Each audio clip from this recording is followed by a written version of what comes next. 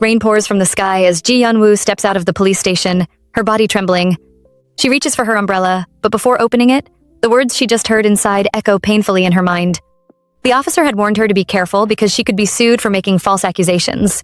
According to him, Cha Yun-suk's displays of affection might simply be a little intense. He advised her to talk things out with her boss instead of causing a scene at the station.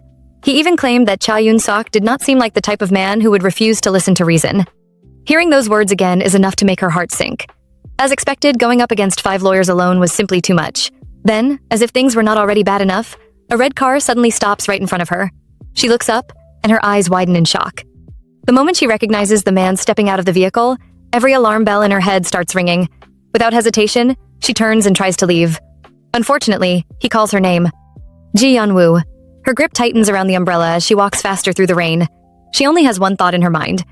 Run. She never wants to see him again. But before she can get away, a hand lands on her shoulder. The chilling voice that follows makes her blood run cold. He reminds her that the lawyers wanted to sue her immediately and claims that he was the one who stopped them. However, according to him, there will not be a second chance. Then comes the threat that crushes whatever hope she still has. He tells her he will only let her go when she is dead. She should simply accept reality and convince herself that the only man in her life is Cha Yun-suk. And just like that, after delivering those terrifying words, he casually informs her that yesterday and today will be treated as paid leave, orders her to return to work tomorrow, and calmly walks back to his car. Yeon-woo stands alone in the rain, shaken to her core. Desperate for proof, she pulls out her phone. Thankfully, she had recorded every word of the conversation. But the tiny battery warning staring back at her immediately kills that small sense of relief. Her phone is almost dead. At that moment, only one thought remains in her mind. She has to escape somewhere he cannot find her. So our girl wastes no time. She packs only the essentials from her home and books the earliest morning bus she can find. Soon, she is sitting in her seat as the announcement comes that the bus is about to depart. For a brief moment, it almost feels like she might finally get away. Then her phone vibrates. One last notification appears on the screen. Her heart drops the instant she sees the sender's name, Vice President Cha Yun-suk. The message is short, but it feels like a chain wrapping around her neck. Finding you is nothing to me, so come to work quietly. Wow. Even from a distance, this man still finds a way to remind her that he is watching. Staring at those words, Yeon-woo finally switches off her phone. The giant city around her suddenly feels useless. No matter how bright, crowded, or massive it is, she knows she can never truly escape him. And as that painful realization settles in, a dark thought fills her mind. There is only one way out. She must disappear completely, or, as Cha Yun-suk himself put it, die. Meanwhile, in another city, a convoy of 2 cars rolls to a stop. The rain that had been falling all day has finally eased, and one of the men lowers his window, stretching a hand outside as he looks at the sky with relief. Honestly, he could not be happier. The groundbreaking ceremony is too important for bad weather to ruin. This man is Nam Tae-jin, the president of Seolyang Construction. Turning toward the car behind him, he asks if Seong-hyun agrees. Inside that vehicle, Nam Seong-hyun is busy reading through documents, but he calmly replies that it is indeed a relief. And there is a good reason for their excitement. Hot spring water was recently discovered in Moksan-gun, and the moment the news broke, Seolyang Construction moved fast and bought the entire area. Their plan is huge. A resort complex with hot springs, an amusement park, and a golf resort. Seong-hyun personally led the project from beginning to end, and thanks to that success, Seolyang Construction climbed out of its long slump and surpassed Yongam Construction to become the #1 company in the industry. Later, Seong-hyun's car stops near a bus terminal, and this is where things take an unexpected turn. The driver gets out and spots a young woman standing close to the road. Irritated, he scolds her for standing there while a car is approaching, but that woman is none other than Ji Yeon-woo. Soaked from the rain and barely able to see through the fog, she had stepped forward because she thought a bus was arriving. Seeing her appearance, the driver pulls out his wallet and tells her there is a VIP in the car. He offers her cash and tells her to get cleaned up. Meanwhile, Seong-hyun remains seated inside, quietly observing her. Something feels strange. She does not look like a local, and he finds himself wondering whether she is arriving or leaving. However, Yeon-woo simply stands there in silence. The driver grows even more impatient and demands an answer. In a small voice, she tells him she is fine and asks him to leave. Unfortunately, that only makes him raise his voice further, accusing her of waiting for more money.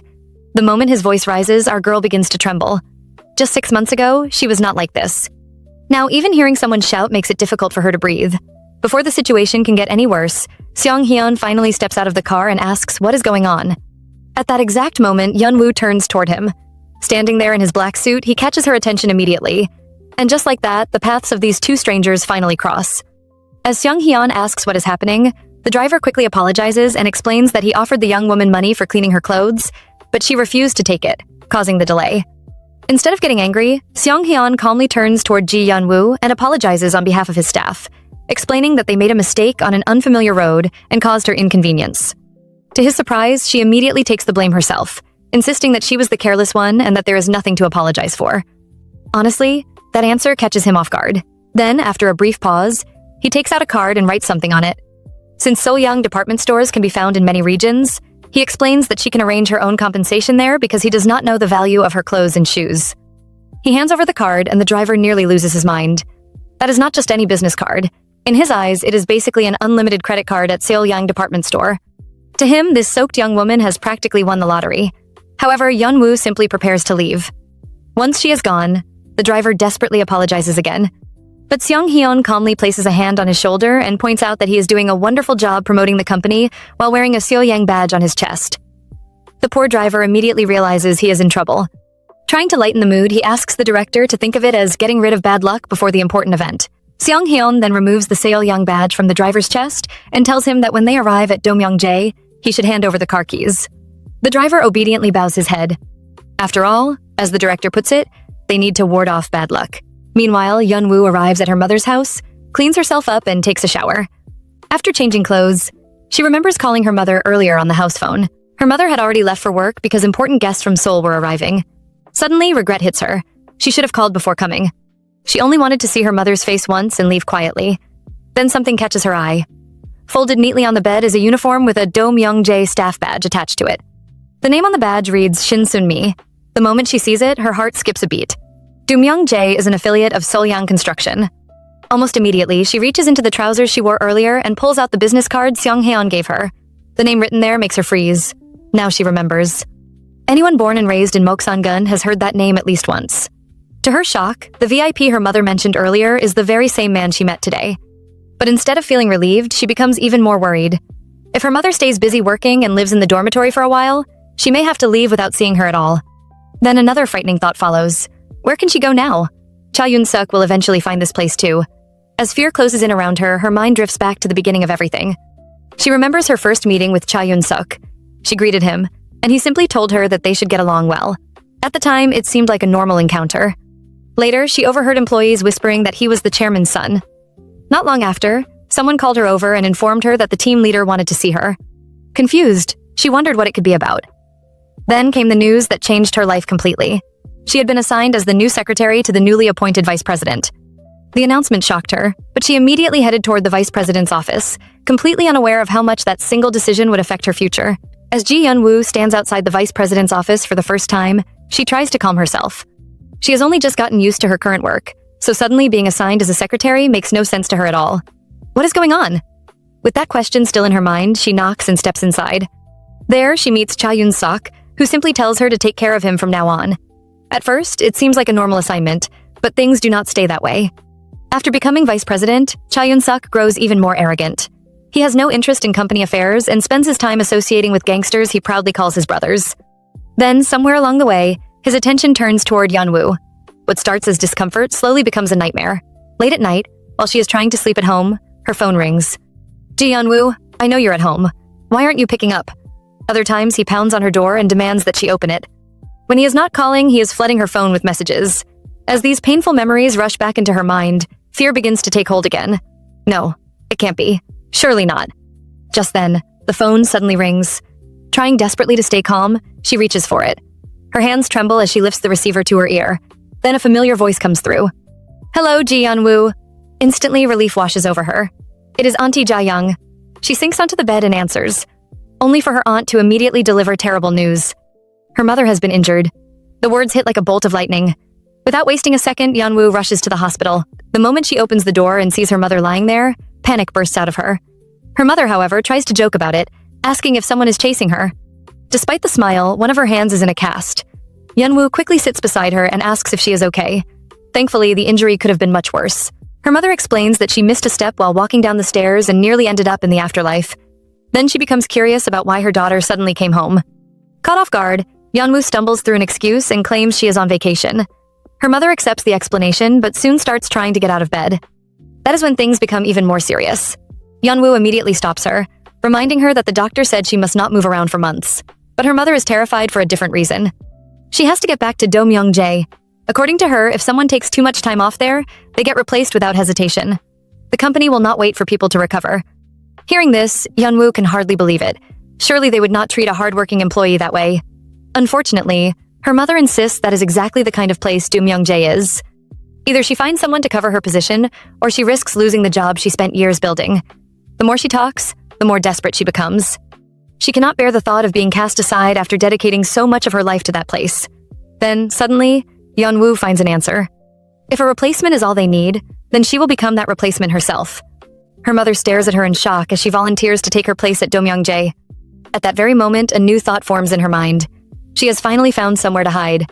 Somewhere Cha Yun-sok might not immediately find her. Meanwhile, far away, the very man she is trying to escape is dialing her number again. But the call never connects. The automated message informs him that the number is unavailable. And just like that, his temper explodes. He hurls the phone against the glass and erupts in rage. Ji Yeonwoo, you dare run away from me? In that moment, it becomes painfully clear that this nightmare is far from over. Meanwhile, Cha Yun-sok wastes no time. He rushes straight to Ji Yeonwoo's apartment and pounds heavily on the door, demanding that she come out, but there is no answer. He looks around in frustration and quickly realizes the place is empty. Furious, he enters the security code, forces the door open, and storms inside while shouting her name. Once again, he tries calling her, only to hear the same automated message telling him that the number is unreachable. His temper immediately explodes. He throws his phone away and rages about how she dared to run from him. Then, as if talking directly to her through the voicemail, his tone shifts. He wonders if she merely went out for fresh air, apologizes, claims he was worried, and insists everything is his fault. But the apology quickly turns into another threat. He reminds her that he warned her she could not escape, and promises that no matter where she hides, he will find her. As he finishes speaking, he tightly squeezes a photograph of Ji Yeonwoo in his hand. Honestly, this man is becoming more frightening by the minute. Meanwhile, far away from all that madness, our girl finally arrives at Do-myung-jae. This historic place had been registered as a cultural property in 1987. During the Joseon invasion, it served as a study hall for scholars, and during the Japanese occupation, students learned Hangul there. The Nam family had deep ties to the estate as well. Seong Hyun's great-grandfather had donated most of the land, making the family a source of pride throughout Moksangun. Standing before the massive entrance, Yeonwoo can only stare in amazement. Security cameras watch every corner, and she quickly realizes this place is protected far more heavily than she expected. A voice speaks through the intercom, asking who she is. After introducing herself and explaining that she came to see director Moon Ok-rai, the gate slowly opens. As she walks inside and notices the cameras everywhere, a hopeful thought crosses her mind. At last, she may have found a place where nobody can find her, a place where she can finally hide. However, that hope does not last very long. Soon, she finds herself sitting across from director Moon Ok-rai. The older woman adjusts her glasses and begins questioning her. Name. Age. 29. Hearing that, the director remarks that someone her age should have accomplished quite a lot already. Then comes the bad news. No matter how badly they need workers, they cannot simply hire anyone. The recruitment notice had been posted long ago, and the interview schedule was already arranged. Yeonwoo immediately stands and tries to stop her, but the director rises as well and makes it clear that the decision has already been made. She advises Yeonwoo to let her mother focus on recovering. Panic instantly sets in. What about her mother? Unfortunately, the answer is cold and direct. Do-myung-jae always follows its rules. Whenever there is an empty position, it gets filled. Her mother knows that better than anyone. At that moment, Yeonwoo's heart sinks. Desperate, she grabs the director's hand, pleading for another chance.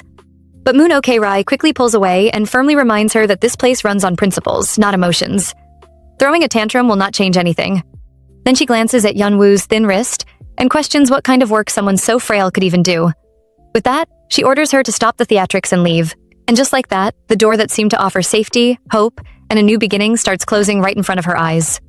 Standing there in complete dismay, Ji Yeonwoo can only wonder what she is supposed to do next. Coincidentally, on that very same day, Seolyang Construction holds the groundbreaking ceremony for its massive new project, the Seolyang Resort. The event is called Dream of Seolyang Reborn, and the atmosphere is filled with excitement. Standing before the crowd, the moderator announces the start of the ribbon-cutting ceremony and asks everyone to wish for the successful completion of the resort with a big round of applause. Cameras flash from every direction as Nam Seong-hyun steps forward for the ceremony. Later, after the event, he walks alongside Yoon Young, the CEO of Seolyang Group. She praises him for preparing everything so well, but he humbly insists that she did far more than he did.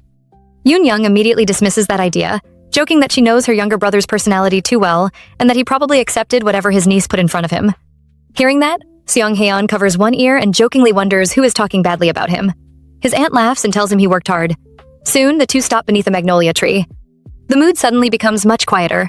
Looking at the blossoms, Yoon-young gently reminds him that his mother loved magnolias.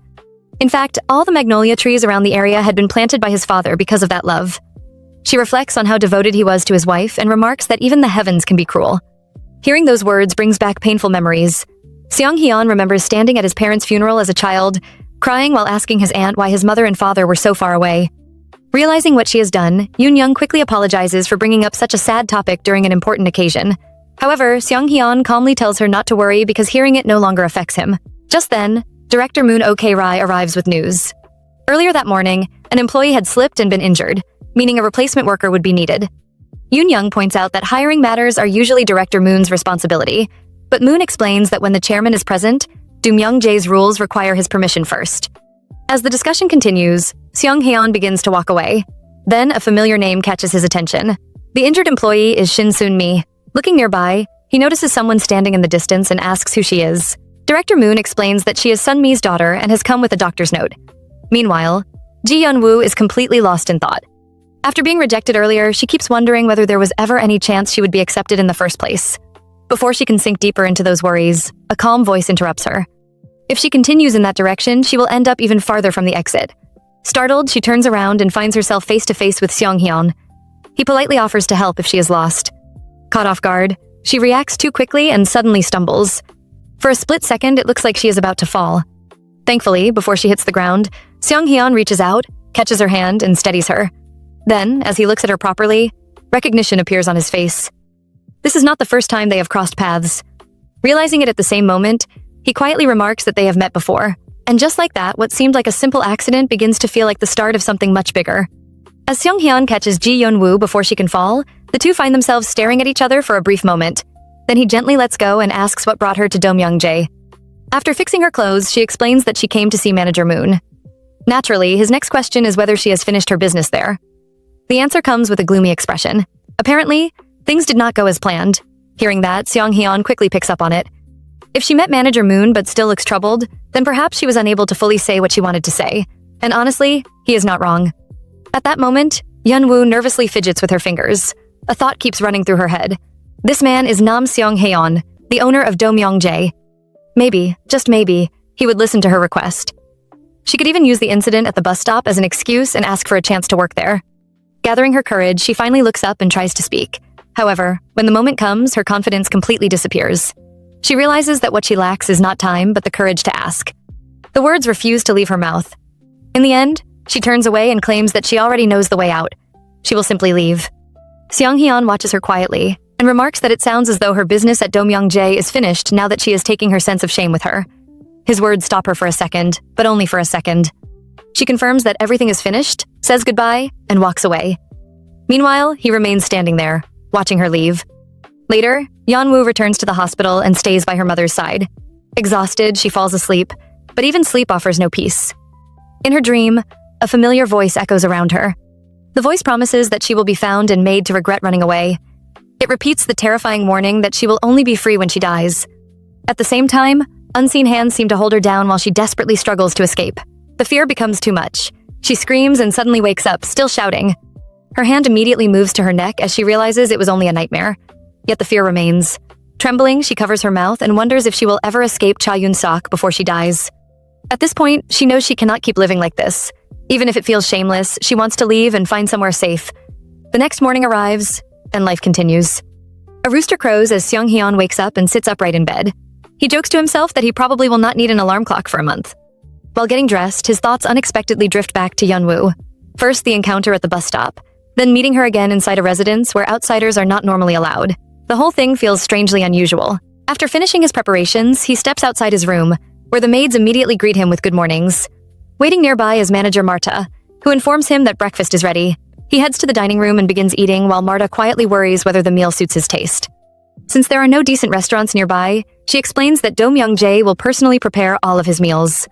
However, Seong-hyun tries to keep things simple. He tells her that such effort is unnecessary and that he can eat ordinary meals with the staff. Marta is having none of it. According to her, making sure the executive director eats well and sleeps well is Do-myung-jae's highest priority. Not only will they take care of his meals, but they will also handle the staff meals. With complete confidence, she assures him that everything is under control and that he has nothing to worry about. Meanwhile, inside Do Myung-jae, one of the maids quietly leans toward Manager Moon Ok-rai and nervously points out that Ji Yeon-woo has been standing outside since dawn.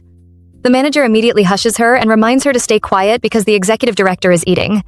Unfortunately for her, Seong-hyun hears enough to know that something is being hidden from him. After wiping his mouth, he calmly asks what is going on. Manager Moon quickly brushes it aside, insisting that it is nothing he needs to worry about. However, when he asks again, his voice is much firmer this time. Realizing she can no longer stay silent, the maid explains that the injured employee's daughter has returned and has been waiting since early morning. According to her, the woman insists that she absolutely must speak with him. Seong-hyun immediately orders them to let her in. Once again, Manager Moon tries to stop it, arguing that she will handle the matter herself and that such a trivial issue should not trouble him. Big mistake. The atmosphere instantly changes. He places his cup down with enough force to make his point crystal clear and turns toward her. Apparently, Manager Moon has a special talent for making people repeat themselves. Let her in. He will hear what she has to say personally. At that point, there is nothing left to argue about. Shocked, the manager can only accept the order. As Seong-hyun picks up his briefcase and rises from his seat, a thought crosses his mind. Yesterday, Yeon-woo looked like someone who had already thrown away every bit of pride she had left. So what kind of words could she possibly be carrying today? Whatever they are, they must be important enough for her to return. And strangely enough, he wants to hear them for himself. Outside, our girl is still waiting, fighting her anxiety. Deep down, she knows this is no longer the time to worry about pride or embarrassment. If Cha Yoon-suk decides to look for her, finding her mother's address will only be a matter of time. Suddenly, the gate opens and a voice calls her name, inviting her inside. As she walks through the entrance, she cannot help but feel that Do Myung-jae is like a fortress cut off from the rest of the world, and that is exactly why she wants to be there. In her mind, this place feels like the only safe shelter left, the only place where she can disappear from Cha Yoon-suk's reach. Determined not to repeat yesterday's mistake, she tells herself to stay calm and speak properly with Manager Moon this time. Then, just as someone enters the room, she quickly stands and greets who she assumes is the manager. But before she can continue, a familiar voice cuts in. Yesterday, her business with Do Myung-jae supposedly ended, yet here she is again. Since she has returned, he wants to hear what she has to say. Please, have a seat. The moment she looks up, she freezes in surprise. It is not Manager Moon at all. Sitting before her is Nam Seong-hyun himself. Left with no choice, she slowly takes a seat. Meanwhile, behind the door, Manager Moon remains standing there, still unable to hide her dismay as this unexpected meeting begins. As Ji Yeon-woo sits across from Seong-hyun, every thought she carefully prepared suddenly disappears. For some reason, those sharp eyes make it difficult for her to focus. Meanwhile, he gets straight to the point. His schedule is completely packed, so he cannot give her much time. Whatever she came to say, she should say it now. At that moment, reality hits hard. Not even a full day has passed since everything fell apart, and already she has been pushed this low. For a brief second, a painful thought flashes through her mind. Is this really how her life ends? But our girl quickly shakes it off. Pride is a luxury she can no longer afford. Sitting up straight, she finally gathers the courage she could not find yesterday. She explains that Shin Soon-mi, the employee injured on the job, is her mother. As her daughter, she wants to temporarily take her place. She even brought her documents to prove herself. She insists that she is much tougher than she looks and can handle any task given to her. As for payment, she does not want a single cent. Her only request is that her mother's name not be removed from Do Myung-jae's records. By the time she finishes, she is practically begging. Seong-hyun listens carefully, arms crossed, thinking over every word. Then, without dragging things out, he gives his answer. Very well. She can do it. Just like that. Yeon-woo is completely stunned. For a moment, she cannot even believe what she heard. Is he serious? Can she really work there? Seong-hyun stands and calmly reminds her that getting the job was the very reason she came to see him in the first place. Overwhelmed with relief, she immediately bows and promises not to disappoint him. However, he leaves her with one warning. All those promises about doing whatever is asked of her had better be true, because he dislikes people who fail to keep their word. Even after he says it, Yeon-woo can barely process what is happening. Honestly, she cannot tell whether she is awake or trapped inside a dream. Later that day, reality comes crashing back when Manager Moon Ok-rai drops a massive manual onto the table. According to her, the book contains the foundation rules of Do Myung-jae, and every page must be memorized. This estate runs on its own laws, and nobody should expect the work to be easy. Her uniform will be provided soon, and her identification badge will be completed in 2 days. Yeon-woo obediently accepts every instruction. Unfortunately, the lecture is only beginning. Manager Moon makes it clear that anyone planning to go home at night is unfit for the position. Anyone wanting days off or personal leave should walk out immediately. Surprisingly, Yeon-woo simply smiles and promises not to complain. Hearing that, Moon silently studies her. For someone so small and fragile looking, she certainly talks confidently. Then comes the biggest rule of all. Once she enters Doomyong-jae, she cannot leave until permission is granted. There will be no contact with the outside world. In Manager Moon's experience, this is usually the point where people panic and run away. Countless young workers have done exactly that. Yet Yeonwoo calmly replies that it is fine. In fact, the arrangement suits her perfectly. That answer completely catches the manager off guard. She even reminds her that this means no friends and no boyfriend. The response is heartbreaking in its simplicity. She has no friends to miss and she has no boyfriend. Hearing that, Moon cannot help wondering what kind of lonely life this young woman has been living. After a long sigh, she finally decides to give her a chance and see what she is made of. Grateful beyond words, Yeonwoo thanks her. Before leaving, Moon instructs her to contact her mother one last time and explain that she will be unreachable for a long time. As she walks away, the veteran manager remains unconvinced. She has spent 59 years at Doomyong-jae. She arrived there herself as an 18-year-old orphan through a family recommendation. Back then, the older maids looked at her tiny frame and wondered what work she could possibly do. Remembering that past, she quietly watches Yeonwoo and wonders just how long that cheerful smile will survive once the real challenges begin. To understand Moon Ok-rai, you have to understand the life she lived. With 8 younger siblings depending on her, she became the pillar holding her family together. Doomyong-jae was not some peaceful workplace. It was a battlefield filled with endless visitors and endless work. Her youth disappeared beneath mountains of laundry and countless chores. Day after day, she worked, slept, and lived only for the estate, sending every bit of her earnings back home so her family could survive. Years turned into decades, and before she knew it, her entire life belonged to Doomyong-jae. Now, in her 70s, after becoming its chief manager and longest-serving resident, the estate is all she has left. As she walks away after meeting Ji Yeonwoo, she cannot help but scoff at the young woman's cheerful attitude. In her eyes, Doomyong-jae is not the kind of place that rewards bright smiles and optimism. Because of that, she quietly decides to test her. She wants to see just how long that smile can survive when faced with the bitter reality of the mother of Doomyong-jae. Meanwhile, over at the Soyoung Resort Development Center, Seong-hyun is also deep in thought. Even while handling work, his mind briefly drifts back to the desperate request Yeonwoo made. Around him, the harsh reality of business continues as usual. A dismissed worker desperately begs for another chance, but Seong-hyun pays no attention. In the ruthless world of bidding wars and corporate battles, he has already watched countless people lose everything. Yet somehow, despite all of that, he listened to one desperate woman. Perhaps it is because he spent his entire life surrounded by workers covered in dust, sweat, and hardship. A woman as fragile-looking as Ji Yeonwoo felt completely out of place in that world. Still, he brushes the thought aside and convinces himself it was nothing more than a passing curiosity. Soon after, a staff member enters his office with news that CEO Cha Gil-uk of Namsul Industries is requesting a preliminary meeting. Seong-hyun immediately instructs him to find an opening 1 week later. As the employee prepares to leave, another issue catches his attention. He politely points out that the man's scent should be used more carefully in the future. The employee instantly realizes his mistake. The handbook clearly mentioned the executive director's sensitivity to scents, but it had slipped his mind. After apologizing, he leaves to carry out the order. Seong-hyun then requests the team leaders for the Namsul Industries project and prepares for a briefing. Deep down, he reflects on how much he hates unexpected perfume. It overwhelms his senses before he can prepare himself, leaving him unable to escape or reject it. With that thought lingering in his mind, he sits down with the team leaders, lifts a document, and begins the meeting. Meanwhile, Ji Yeonwoo is riding in a taxi toward the clinic. The driver informs her that the medical facility is about 20 minutes away. For her, this trip is important. First, she needs a health clearance. Then she plans to deactivate her phone completely. During the ride, the driver notices where she came from and remarks that Doomyong-jae is not a place ordinary people get into. When she explains that she has been hired and that today is her first day, he congratulates her and encourages her to work hard and hold on to the opportunity. She thanks him sincerely before lowering the window and staring outside. At that moment, reality finally settles in. She is truly entering Doomyong-jae. There is no turning back now. Once she crosses that gate, she will not see the outside world again for many months. However, as our girl looks ahead toward what she hopes will be safety, danger is already moving behind her. A black car speeds past the taxi and arrives at her mother's residence. 2 stern-looking men step out and immediately make a call. Their message is short and chilling. They have reached their destination. They are standing outside Ji Yeonwoo's home. Just like that, the hunt for her is getting closer. Meanwhile, Ji Yeonwoo is finally shown to her room by Jae-young, the same woman who called her when her mother got injured. Grateful, Yeonwoo thanks her for making that call. Thankfully, Jae-young brushes it off and points out that it was lucky she happened to be home that day. She then opens the door and shows her the room, explaining that it is quite different from the main building. Since it is an old structure, she advises her to open the windows every morning and let fresh air in. Yeonwoo agrees, and before leaving, Jae-young offers some friendly advice. Director Moon is strict and often speaks harshly, so it is better not to take her words to heart.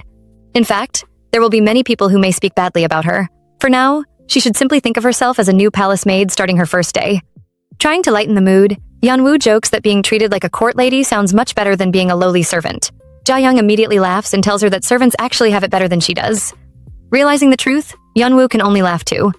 After Jaeyoung leaves, our girl finally has a moment alone. She looks around the room and opens the window. To her surprise, the small space feels warm and comforting. For the first time in a while, her heart feels a little lighter. As she watches a butterfly outside, she remembers how much her mother loved seeing them. Even the butterflies here seem beautiful.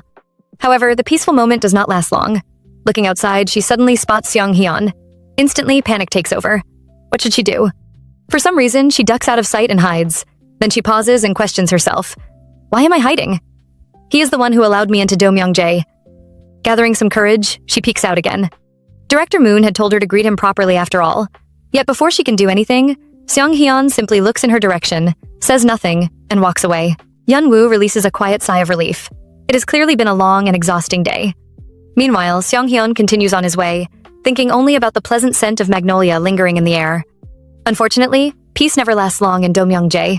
Not long after, Yeonwoo is summoned and immediately runs into the storm known as Moon Ok-rai. The chief manager is already furious. The executive director is here, so why has she not come down yet? Caught off guard, Yeonwoo quickly apologizes and explains that she did not know he had arrived. That answer only makes things worse. Didn't she receive a walkie-talkie? Thankfully, Jaeyoung steps in and points out that Yeonwoo has not even received her uniform yet, so how could she possibly have one? Maybe they should start properly tomorrow. Big mistake. Director Moon fires back immediately. Tomorrow? Her salary started counting from today. Then comes her first assignment. Sweep the yard. But before that, write down your phone number. The moment Yeonwoo calmly replies that she does not have a phone, the chief manager nearly explodes. What do you mean you don't have a phone? A woman in her 20s without a phone? Yeonwoo explains that she thought she would not need one, so she got rid of it. Now that answer sounds suspicious even to us. Director Moon grabs her shoulder and narrows her eyes. Wait a minute. Is she hiding from the government? Is that why she came all the way here? Startled, Yeonwoo immediately denies it. Thankfully, another maid calls the manager away before the questioning goes any further. Before leaving, Moon Ok-rai orders her to go to the office and collect a walkie-talkie from Section Chief Hwang. Yeonwoo obediently agrees and heads off. However, as the chief manager walks away, she cannot stop thinking about the strange young woman she just met. This girl is unlike anyone she has seen before. Definitely strange. And honestly, with everything Yeonwoo is hiding, Director Moon might not be completely wrong. This version keeps every event from your source while making it flow like a dramatic manhwa recap narration with stronger emotion, smoother transitions, and more audience engagement. Before long, Ji Yeonwoo receives her walkie-talkie and heads to Seong Hyun's room. Standing outside the door, she reminds herself that she only came to air out the room, yet for some reason she feels strangely nervous. After knocking, she steps inside and is immediately surprised. The room is completely modern, nothing like what she expected from a place passed down through generations of the family's eldest sons. Still, she quickly focuses on why she came. Then Seong Hyun looks at her and casually asks if she has used the business card yet. When she admits she has not, he tells her it would be good to put it to use soon. Wanting to repay his kindness, she thanks him again for giving her the job and carefully pulls the card from her pocket. It is slightly crumpled and she apologizes before trying to return it, explaining that it is not something she should keep. Surprisingly, Seong Hyun reaches for his wallet instead and suggests that it does not necessarily have to be the department store card. He even starts to pull out a credit card.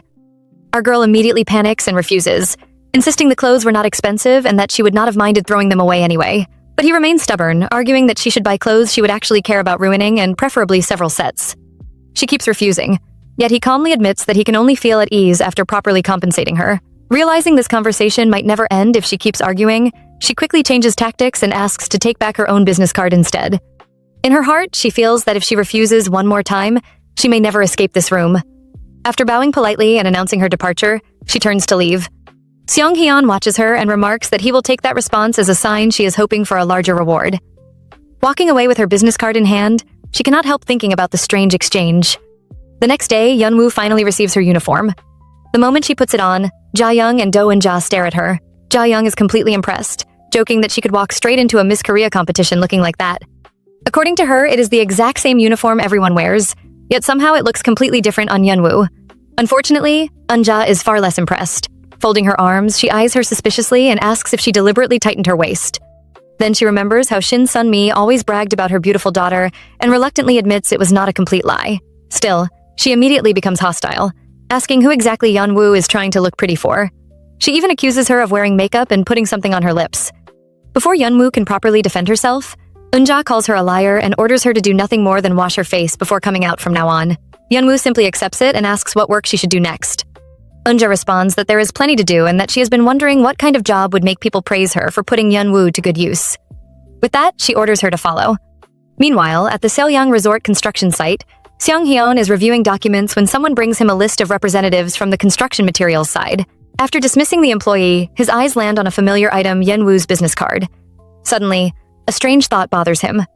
That woman knows his name, workplace, and position, yet he does not even know hers.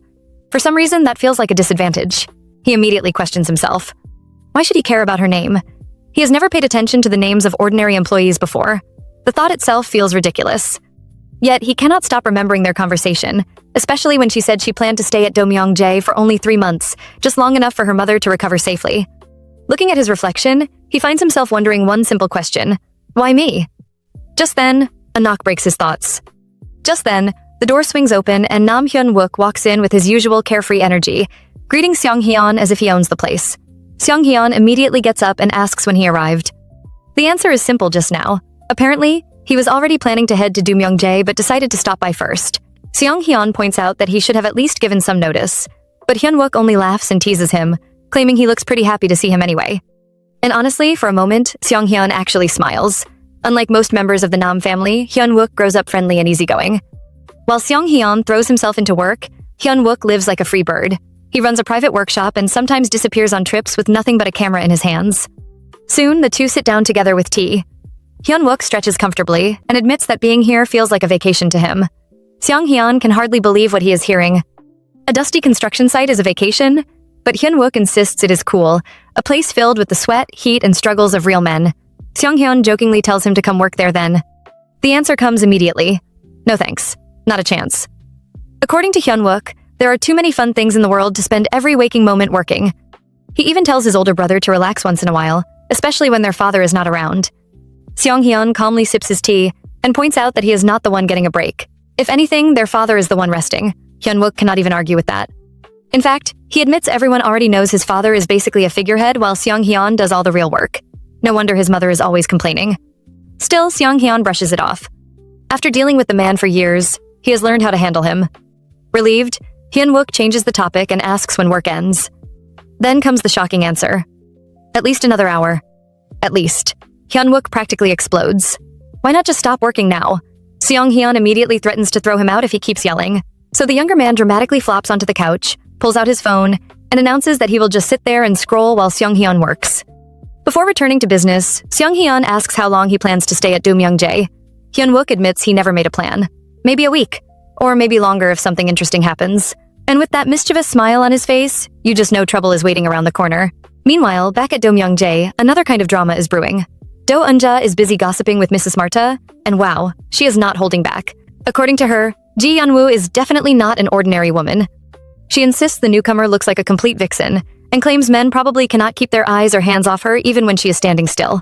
Marta immediately shuts that nonsense down, calling it crude talk about an unmarried young lady. But Eunja refuses to back down, proudly declaring herself an excellent judge of character. Unfortunately for her, Marta fires back with a brutal question. Is that amazing judgment the same reason she spent her life supporting a gambling husband? Ouch. That one lands hard. Eunja can only stammer while complaining that those words are hurtful. Marta is not finished though. If she is jealous because the girl is pretty, she should just admit it.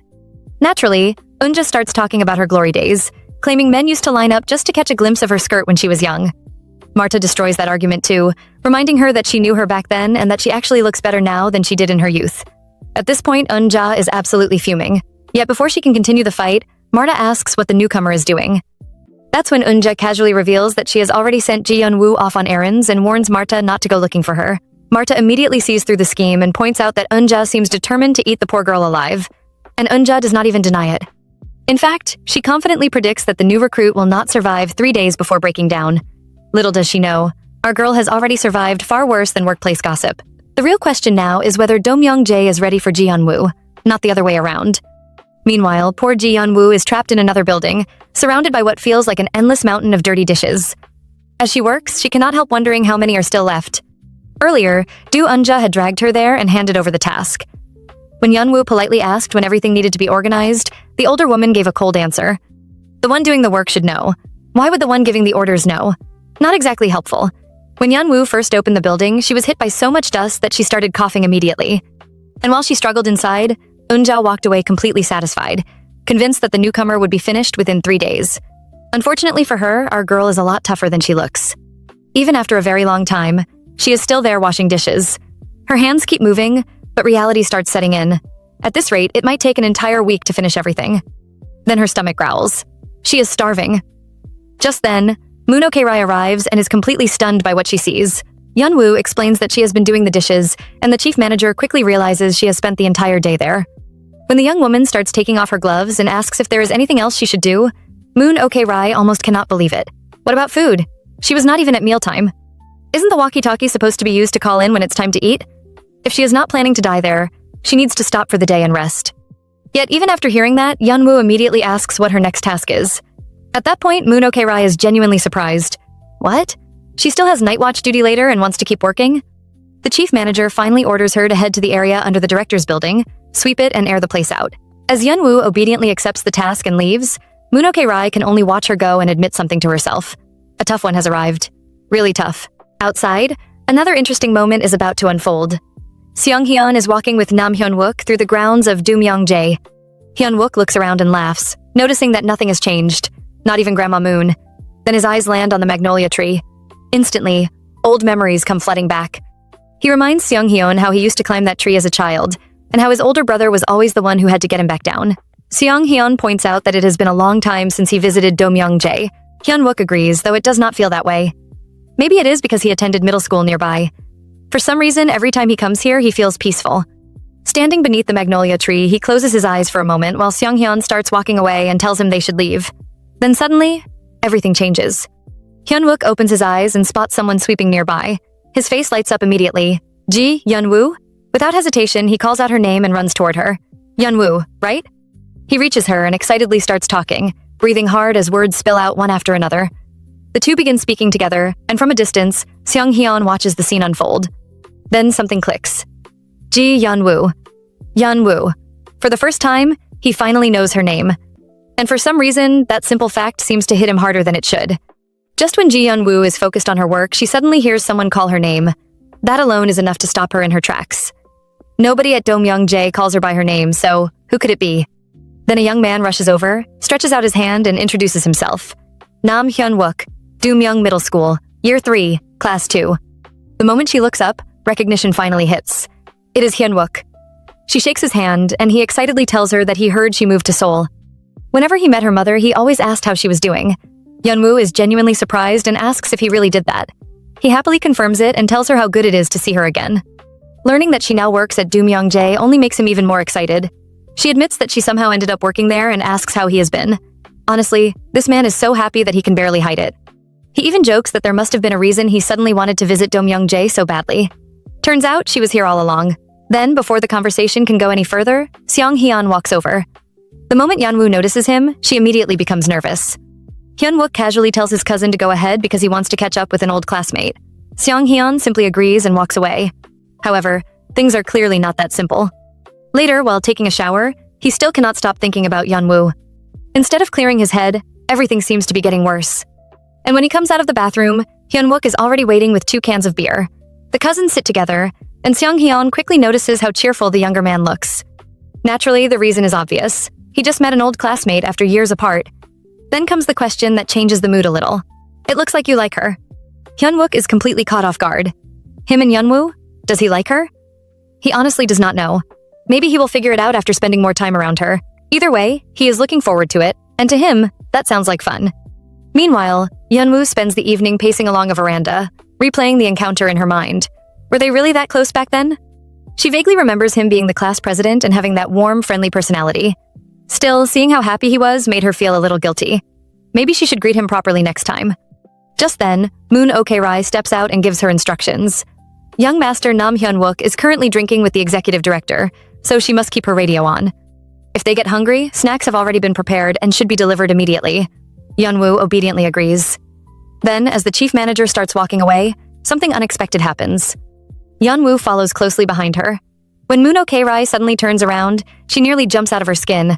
Good grief. The girl scared her half to death. Her ears still work perfectly fine, so there is no need to stand that close. But Yeonwoo quietly explains that it is not about that. Curious now, Moon Ok-rai asks what it is. And with the most serious face imaginable, our girl places a hand on her stomach and finally reveals the real emergency. She is hungry. Please give her some food. Honestly, after everything she has been through, this might be the most reasonable request she has made all day. Moon Ok-rai takes her to the kitchen and serves her a tray of food, wondering if she starved herself all day just to catch someone before they left work. Embarrassed, Yeonwoo apologizes and promises to handle her own meals from tomorrow onward. The older woman immediately tells her not to be ridiculous. Nobody is going to stop her from eating. Then Yeonwoo takes her first bites and her eyes go wide. The food is unbelievably good. When she blurts that out, Moon Ok-rai acts offended and proudly explains that this is Do Myung-jae. The soup is not carelessly made. It uses anchovies and dipori from Namhae. Yet as she listens to Yeonwoo devour every bite with complete focus, her expression slowly changes. The girl is eating as if she has not seen proper food in ages. And watching her quietly finish meal after meal, Moon Ok-rai cannot help wondering one thing. Just how long has this child been starving? For the first time that day, Moon Ok-rai actually sits down and shares a moment with Ji Yeonwoo while she eats.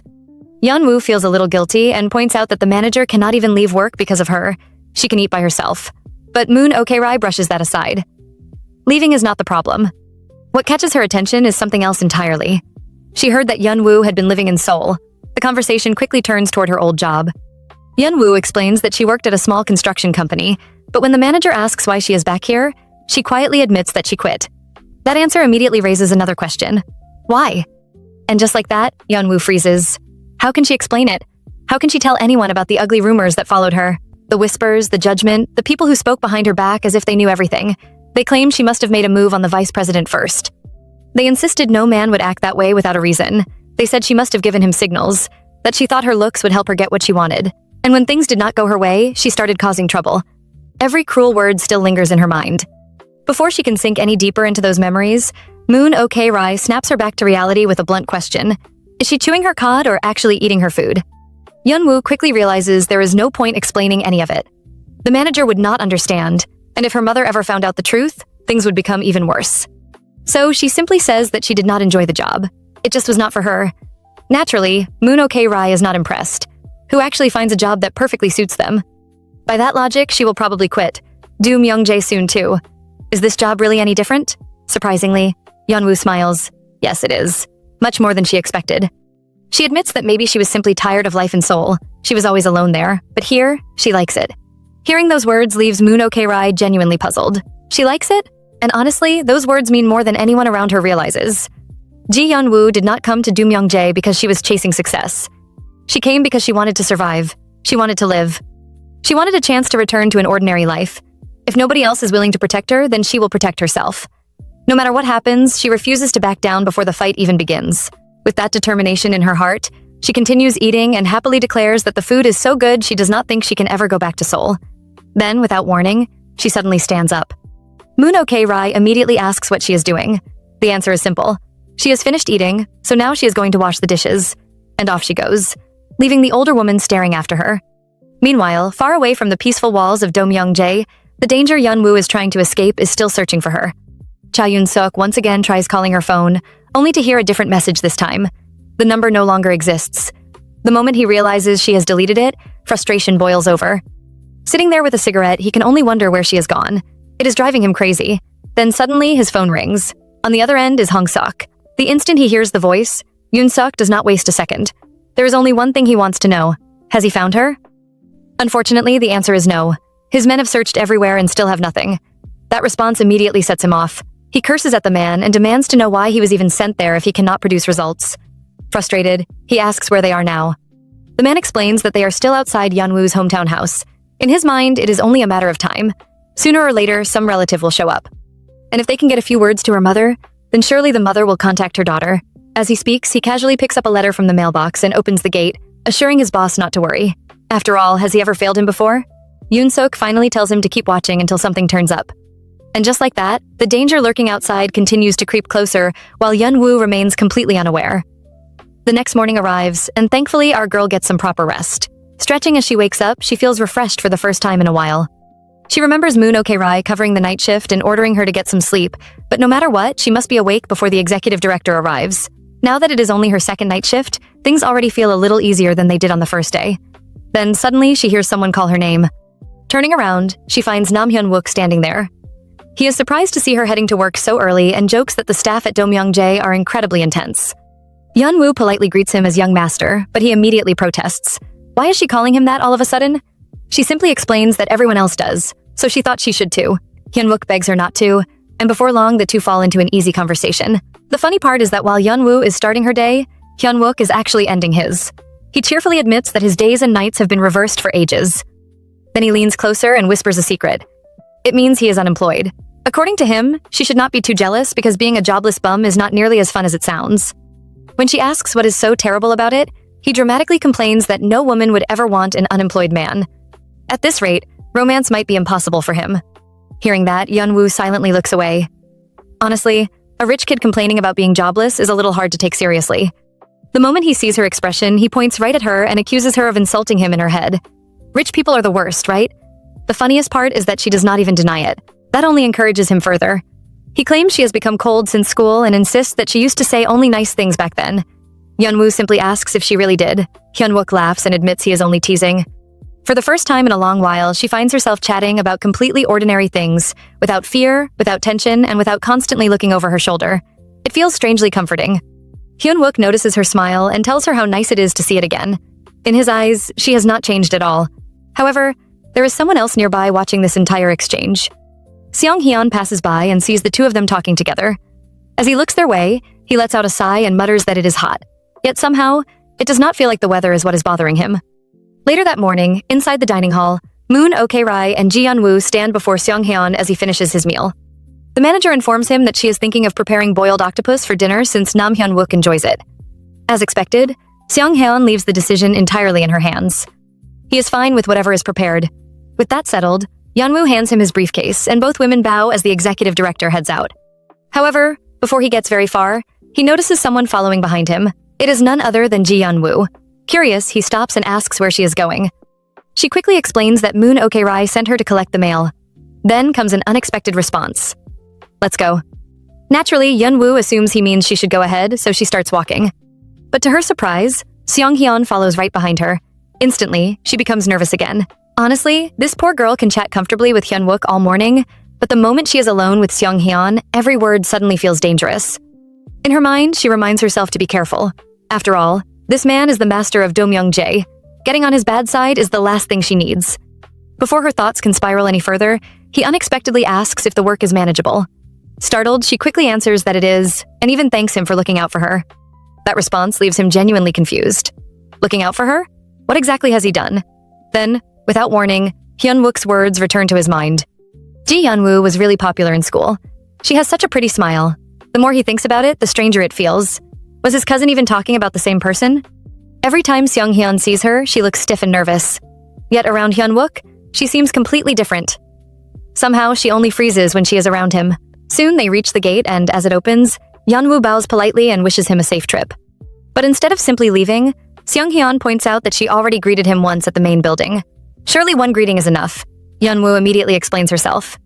Since they are now at the gate, she simply wanted to wish him a safe commute. Besides, she was taught to greet people properly whenever she sees them. For a moment, he just stands there looking at her in silence. The atmosphere suddenly becomes strangely still. Unsure what is happening, she asks if there is something he wants to say or perhaps some task he needs done.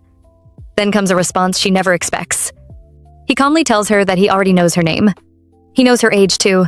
He was simply wondering what else there is left to know. And just like that, he turns away and announces that he is leaving. No explanation, no further words. He simply walks off. Meanwhile, Ji Hyun-woo remains standing at the gate, her hands held together as she quietly watches him go. And honestly, that single strange comment leaves a bigger impression than either of them probably realizes. Back at Domyongjae, Ji Hyun-woo sits quietly with the stack of mail she just collected.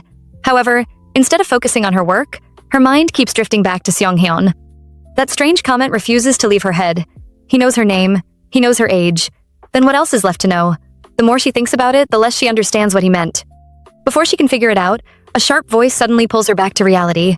Do-eunja is standing right there, asking if one night shift was enough to make her lose her mind. Why is she just sitting there instead of opening the mail? Without waiting for an answer, the older woman drops down beside her and starts bragging about how things were in her day. Back then, they handled a 100-day night shift without complaint. Then, noticing Yeonwoo's silence, she snatches the mail right out of her hands and starts demanding answers. When Yeonwoo calmly points out that she can hear her perfectly fine, Do Eun-ja immediately fires back that she must have brought her ears but forgotten her mouth at home. After taking a sip of tea, she begins unloading task after task onto the poor girl. Distribute the mail, organize the warehouse from top to bottom, hand wash the laundry, move the rice sacks arriving later, wash 80 radishes for kimchi at 10 in the morning. The list just keeps growing. Throughout the entire lecture, Yeonwoo remains completely expressionless. No complaints, no reaction, nothing. Ironically, that only makes Do Eun-ja even angrier. Finally, she demands to know whether the girl is listening at all. And this time, Yeonwoo responds instantly. She repeats every single instruction back to her in perfect order. Distribute the mail, receive and cut the radishes, move the rice sacks around lunch, handle the laundry, organize the warehouse, sweep in the evening, every task, every detail. Hearing that only makes Do Eun-ja explode even more. She calls her a brat, but before things can go further, the door suddenly slams open. Enter Moon, Okay-rai. The chief manager immediately asks if Do Eun-ja swallowed a megaphone because her shouting can be heard everywhere. Of course, Do Eun-ja quickly points at Yeonwoo and starts complaining that the newcomer is glaring at her and talking back. But Moon Okay-rai is not fooled for even a second. Her response is simple. Didn't you start it? And just like that, the two older women continue arguing while Yeonwoo quietly returns to her work, almost as if none of it concerns her. Meanwhile, at the construction site, Seong-hyun is surrounded by workers as another busy day continues. One of the men notices that the executive director has not eaten yet and asks about lunch. Seong-hyun simply replies that they can eat together in the office. However, as he walks past a group of workers already enjoying their meal, he overhears a conversation that unexpectedly catches his attention. One worker proudly declares that he fell in love with his wife at first sight. Naturally, the others start teasing him. Love at first sight? What is this, some television drama? But the man refuses to back down. He insists that it happened exactly that way. The moment he saw her, he fell for her. Strangely, those words stick in Seong-hyun's mind. Love at first sight? Is that even possible? To him, it sounds ridiculous. Falling in love at first sight feels no different from an impulse buyer getting distracted by attractive packaging. It makes no logical sense. As he continues walking, someone beside him calls his name, but he barely notices. His thoughts are somewhere else now. The worker keeps talking about the moment he saw his wife, how it felt like a shovel struck straight into his heart. And suddenly, without warning, Ji Yeon-woo's face appears in Seong-hyun's mind. His hand tightens into a fist.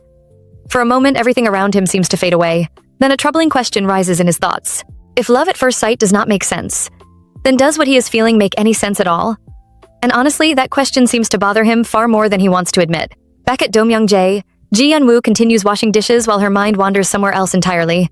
No matter how much she tries to focus on work, she keeps thinking about Seong-hyun and that strange conversation at the gate. Maybe he is kinder and more thoughtful than she first believed. The thought surprises even her. Honestly, he never looked like that kind of person. Still, he apologized to her at the bus stop, and because of him, she now has a place to work. Maybe, just maybe, he has a better heart than people expect. However, before she can think any further, a voice suddenly appears behind her, joking that the ground is going to collapse from that side. The unexpected comment nearly makes her jump out of her skin. Turning around, she finds Nam Hyun-wook standing there. He casually admits that he overslept and asks what she is doing. Looking at the mountain of dishes around her, the answer is pretty obvious. As he crouches down beside her, he stares at the endless pile and can hardly believe she is handling all of it alone. Surprisingly, Yeon-woo reveals that there are actually even more dirty dishes waiting elsewhere. Still, she does not seem bothered. After all, she was the one who volunteered to do it, and being alone feels comfortable to her. Hyun-wook gently adjusts a loose strand of her hair and admits that he thought she might be uncomfortable. She thanks him, but then things take an unexpected turn when he offers to help. Of course, she immediately refuses. The last thing she needs is getting scolded for making the young master of Domyeongjae wash dishes. Unfortunately, Hyun-wook has already made up his mind. Before she can stop him, he sticks his hands into the water. Yeon-woo panics and tells him to stop, but now his hands are wet. Then comes the next problem. He has detergent on them too. At this point, he is clearly having way too much fun. No matter how much she protests, he grabs a sponge and cheerfully asks if he can start washing now. Eventually, even Yeon-woo cannot help laughing. The best compromise she can come up with is telling him to at least wear gloves. Soon, the two work side by side and Hyun-wook proudly shows off his dishwashing skills, joking that this is the special talent of an unemployed bum who just woke up. Watching him work, Yeon-woo finally asks something she has been wondering about. Is being this friendly and kind a family trait? The answer comes immediately. Absolutely not. According to him, only he and his father are like that. Then he brings up his cousin, the very same Seong Hyun who has been occupying Hyun-woo's thoughts all day. Hyun-wook describes him as a complete workaholic, cold-blooded, and not exactly known for warm words. Hearing that, Hyun-woo quietly concludes that her earlier thoughts must have been a misunderstanding after all. Maybe she was reading too much into things. Meanwhile, Hyun-wook reminds her that he offered to help, not to do all the work himself. She notices how fast his hands move and comments that he does not act like a young master at all. Once again, he begs her to stop calling him that. Then, almost casually, he drops something unexpected into the conversation. There's going to be a school reunion soon, and he thinks she should come. The moment those words leave his mouth, Hyun-woo freezes. A reunion. Just hearing that single word is enough to make her pause and think. And just like that, an ordinary dishwashing session suddenly becomes something much more complicated. Meanwhile, over at Seoyang Construction, Executive Director Nam Seong-hyun receives a call from President Nam. The moment he answers, his father gets straight to the point, asking if he is busy and reminding him that the French representatives will be entering the country this weekend. He wants Seong-hyun to make time for them. Of course, it does not take long for everyone to realize this is not a friendly phone call at all. Then, as usual, President Nam starts rambling. Someone beside him reminds him that it is his turn, but he brushes it off and keeps talking. According to him, the representatives are young, so what use would an old man like him be? A younger person like Seong-hyun would be a much better fit. Unfortunately for him, Seong-hyun has no interest in chatting and calmly tells him he will confirm the details with the secretary. Before he can hang up, however, President Nam quickly stops him.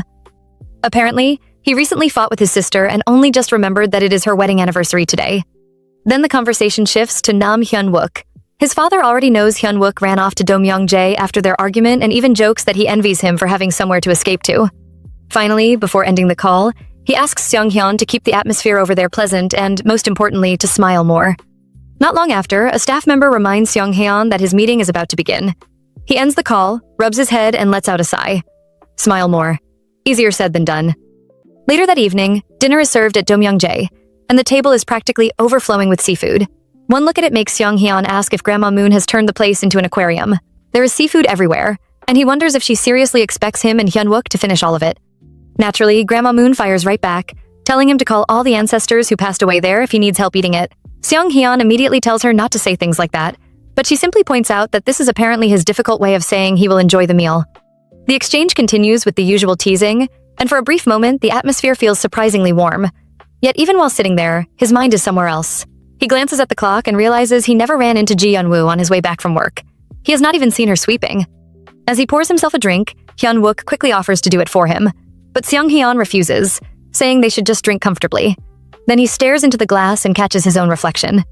He tells himself he is not waiting for anyone, but strangely enough, it feels like time is chasing him. The memory of a worker's words suddenly comes back to him. I fell in love with my wife at first sight. Those words refuse to leave his head. Taking another look at his drink, he quietly wonders where all of this started. Just then, Hyun-wook brings up his upcoming school reunion and asks if he can host it at Domyongjae. Seong-hyun immediately agrees, reminding him that he has family and does not need permission for things like that. Hyun-wook laughs and admits that old habits die hard. Even now, he still feels like he needs approval for everything there. Then, on the other side of the room, Grandma Moon picks up her walkie-talkie and calls for the newbie. The second Seong-hyun hears that familiar voice answering that she is on her way to Yunseondong, his attention locks in instantly. He wipes his mouth, stands up, and announces that he is done eating. Hyun-wook looks surprised and asks if he is leaving already. Seong-hyun simply tells him to eat slowly and come later before walking away, while Hyun-wook agrees without a second thought. And just like that, the moment Ji Hyun-woo's voice comes through that radio, our cold executive director is already on the move. Meanwhile, Seong-hyun leaves the dining room, but Nam Hyun-wook cannot help giving his cousin a strange look. Honestly, something feels off. Bro must have had too much to drink. Just look at his face. However, while everyone else is still eating, Ji Hyun-woo is already inside the executive director's office, quietly cleaning and organizing everything. Because of the errand she ran earlier, she is later than usual and wants to finish before anyone returns. After arranging the room, she looks around and realizes only the sweeping is left. But then, as if that strange moment refuses to leave her alone, Seong-hyun's words come back to her once again. I know your name. I know your age. I was wondering what else is left. The more she thinks about it, the more uneasy she feels. At that point, she decides she should have given him an answer earlier. Surely this will be enough. She places a paper on his desk, hoping it settles things. More than anything, she does not want to misunderstand him. Her instincts still hesitate whenever she is around this strange man she knows so little about. To her, Seong-hyun is the hardest person to deal with at Domyongjae. He is an adult, a man, and her superior. Unfortunately, those same words remind her of Cha Yun-sok. He was also an adult, a man, and a superior. The moment she believed he was a good person, the moment she lowered her guard, he revealed the claws he had been hiding all along. Because of that, she becomes even more determined to keep a proper distance. After finishing her work, she leaves the office and starts putting on her shoes. Then suddenly, she notices a shadow. Looking up, she freezes. Standing right there is Seong-hyun. He calmly asks if she is done with work. Startled, our girl immediately steps back, forgets there is a stair behind her, and loses her balance. Before she can fall, she crashes straight into him. For a brief moment, the two simply stare at each other. Then Seong-hyun lightly remarks that one person falling down the stairs is enough, and that her mother already fills that role. He hopes she is not hurt because finding another employee to replace her would be difficult. Embarrassed, Ji-yeon-woo quickly regains her footing and apologizes. She did not know he was there and was simply surprised. Wanting to escape the awkward situation, she turns to leave, but then he suddenly stops her. From now on, he says, he plans to try things he has never done before, things he never liked, things he was certain he could live his entire life without doing. Naturally, this leaves her completely confused. What does that even mean? Slowly, he steps closer and gives an example. Asking someone for a favor. At that moment, while he stands before her, he realizes the heat running through him has nothing to do with the alcohol. It is because of this woman. And then, before Ji-yeon-woo can prepare herself for what is coming next, Seong-hyun looks directly at her and asks for something he never imagined he would ask from anyone.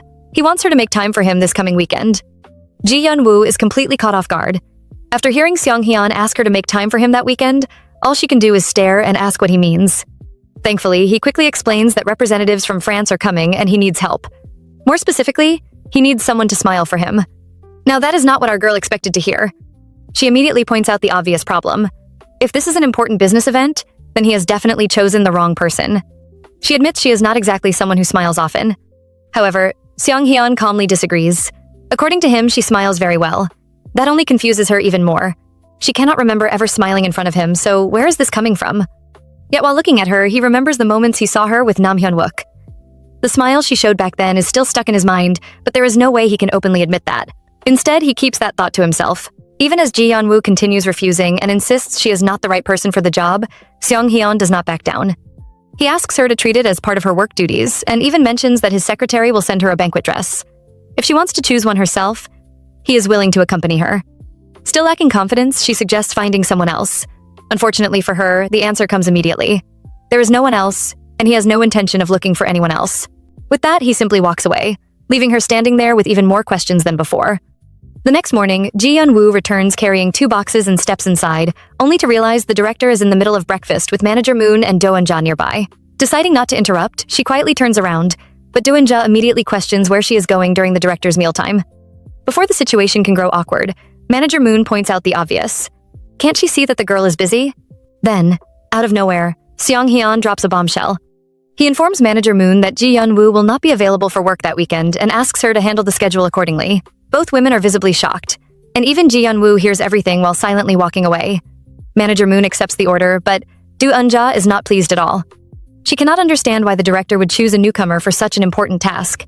According to her, experienced staff from Seoul could easily be called instead. Before her complaints can continue for too long, Manager Moon quickly shuts her down with a sharp hit, leaving her groaning in pain. Even then, she keeps grumbling and questions whether a newbie who mostly washes dishes can really help with something so important. This time, Seong-hyun answers personally.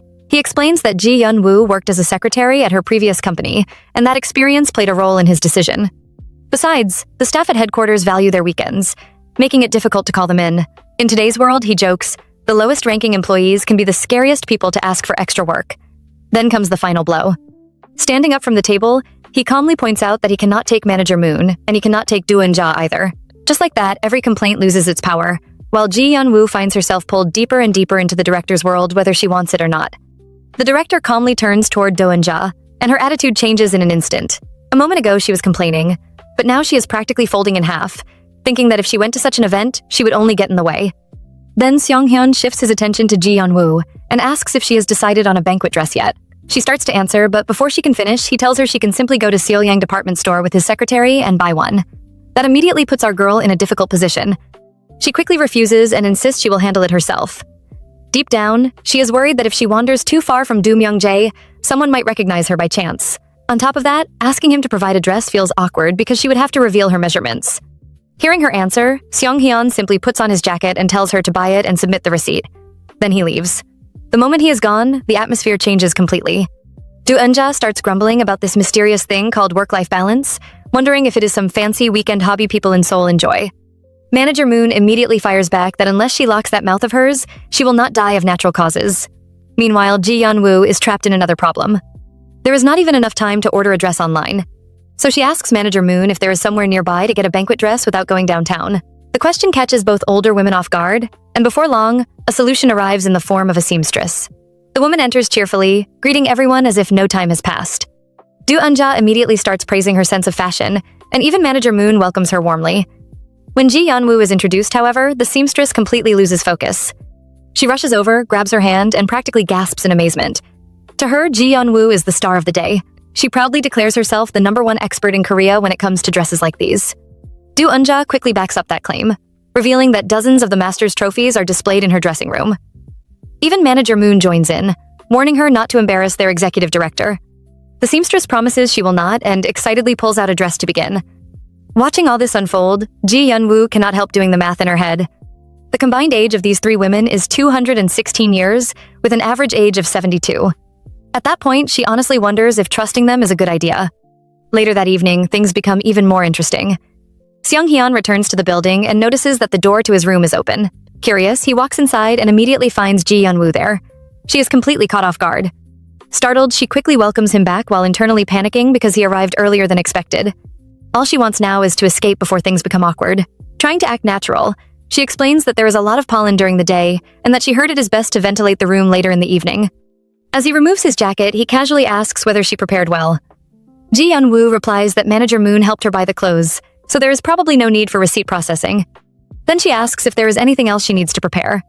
The answer is a firm no. Relieved, she immediately announces that she will take her leave. But just as she starts heading out, Seung-hyun calmly points out something very obvious. Didn't she just say she was ventilating the room? Caught red-handed, she awkwardly backtracks and says she will open the remaining windows before leaving. So she hurries around the room, opening them while he quietly watches. Once she finishes, she politely bows, says she will see him tomorrow, and finally escapes. The room falls silent. Seung-hyun sits down alone, replaying everything in his head. And after all the effort he has made to act normal, after all the excuses and rational thoughts he keeps giving himself, he finally reaches one conclusion. He has gone completely crazy. The weekend finally arrives, and it is time for Executive Director Seung-hyun to meet the foreign representatives at the Harleton Hotel. Meanwhile, Ji Yeon-woo arrives with him for the event, but the moment she steps into that busy place, her nerves start acting up again. The secretary asks her to wait in the hallway while he checks them in, and she quietly agrees. However, standing there only makes things worse. People keep passing by from every direction, and suddenly all those fears she thought she had buried begin to crawl back into her mind. What if she runs into Cha Yun-sok? She thought she had been getting better these past few days, but now she just wants to turn around and go back to the safety of Do-myung-jae. Just then, someone touches her from behind. She nearly jumps out of her skin, only to turn around and find Seung-hyun standing there. He explains that he called her several times, but she did not hear him. Trying to brush it off, she claims nothing is wrong, but he can immediately tell something is off. Her face does not look good at all. She insists she is fine and blames it on a little motion sickness. Since there is still time before the representatives arrive, he tells her to go upstairs and rest. She agrees and leaves, but even after she is gone, he cannot stop thinking about her. Later, sitting alone, he hears that the guests will arrive in 2 hours. He closes his laptop, removes his glasses, and finds his thoughts drifting right back to her. She looked genuinely unwell. Is she really okay? Wanting to check, he reaches for the phone only to realize something surprising. They have never even exchanged numbers. So instead, he calls the hotel room. When Ji Yeon-woo answers, he asks if she is getting ready. She confirms she is, and he tells her they will meet in the lobby in 2 hours. The conversation seems finished, and he begins putting the phone down. Yet somehow, he still cannot tell if she is actually okay. Then, just before the call ends, her hesitant voice comes through the receiver. She admits that she tried on the banquet dress but cannot tell if it is really suitable. The reaction is immediate. Without wasting even a second, Seung-hyun jumps to his feet and announces that he is coming over right now. This man does not walk, he practically rushes there. Moments later, he arrives outside her room and asks her to open the door. Ji Yeon-woo peeks her head out awkwardly, trying to explain, but before she can finish, he steps inside and tells her they should talk in the room first. And then it happens. The second he sees her properly, he completely freezes. Standing before him is Ji Yeon-woo wearing the blue banquet dress, sparkling under the light. Meanwhile, our girl is worried about something entirely different. She nervously explains that the dress feels too flashy and stands out too much. But Seung-hyun cannot even find the words to answer. He simply stands there, stunned into silence. Covering his mouth with his hand, he realizes this is nothing like the plain evening dress he expected to see. Ji Yeon-woo apologizes, explaining that she should have asked him sooner and that the dress looked best when she first saw it at Domyoungjae. Yet still, he says nothing. Not because he disagrees. Not because he is upset. In fact, the problem is the exact opposite. As he stares at her, a strange feeling rises inside him, one he cannot easily explain. And at that moment, it becomes painfully clear that this situation is affecting him far more than he wants to admit. Meanwhile, back at the hotel, our girl Ji Yeon-woo can only sit there and wonder how she ended up in this situation. Her mind drifts back to Domyoungjae, where the excited seamstress kept bringing out dress after dress like she had discovered a real-life princess. First came the pink dress, then the yellow one, and every single time the ladies around her practically lost their minds. They kept saying it was perfect, that it suited her beautifully, that she looked amazing. The problem? Ji Yeon-woo did not like any of them. Now, standing in front of Seong-hyun, she is worried she has made a terrible mistake. Thankfully, he finally pulls himself together and admits that while the dress is surprising, it is not bad at all. That only confuses her even more. Not bad? Really? Seong-hyun calmly points out that if the person wearing it can pull it off, then that is what matters. Then he asks her to turn around once. And wow, the moment she does, everything changes. The back of the dress is completely open. Instantly, his heart nearly stops. On the outside, he remains composed. On the inside, however, he is in full panic mode. This is the worst. How could she wear something like this? Meanwhile, Ji Yeon-woo completely misunderstands his silence and becomes even more nervous.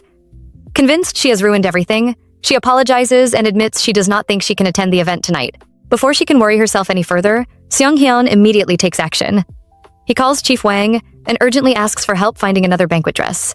When the obvious question about size comes up, this poor man has no choice but to estimate on the spot. He walks over to Ji Yeon-woo, looks at her carefully, and describes her as being around shoulder height, slim, and pretty. Meanwhile, she hears every single word and quietly looks away, probably wishing the floor would swallow her whole. After ending the call, he tells her they only need to wait a little longer.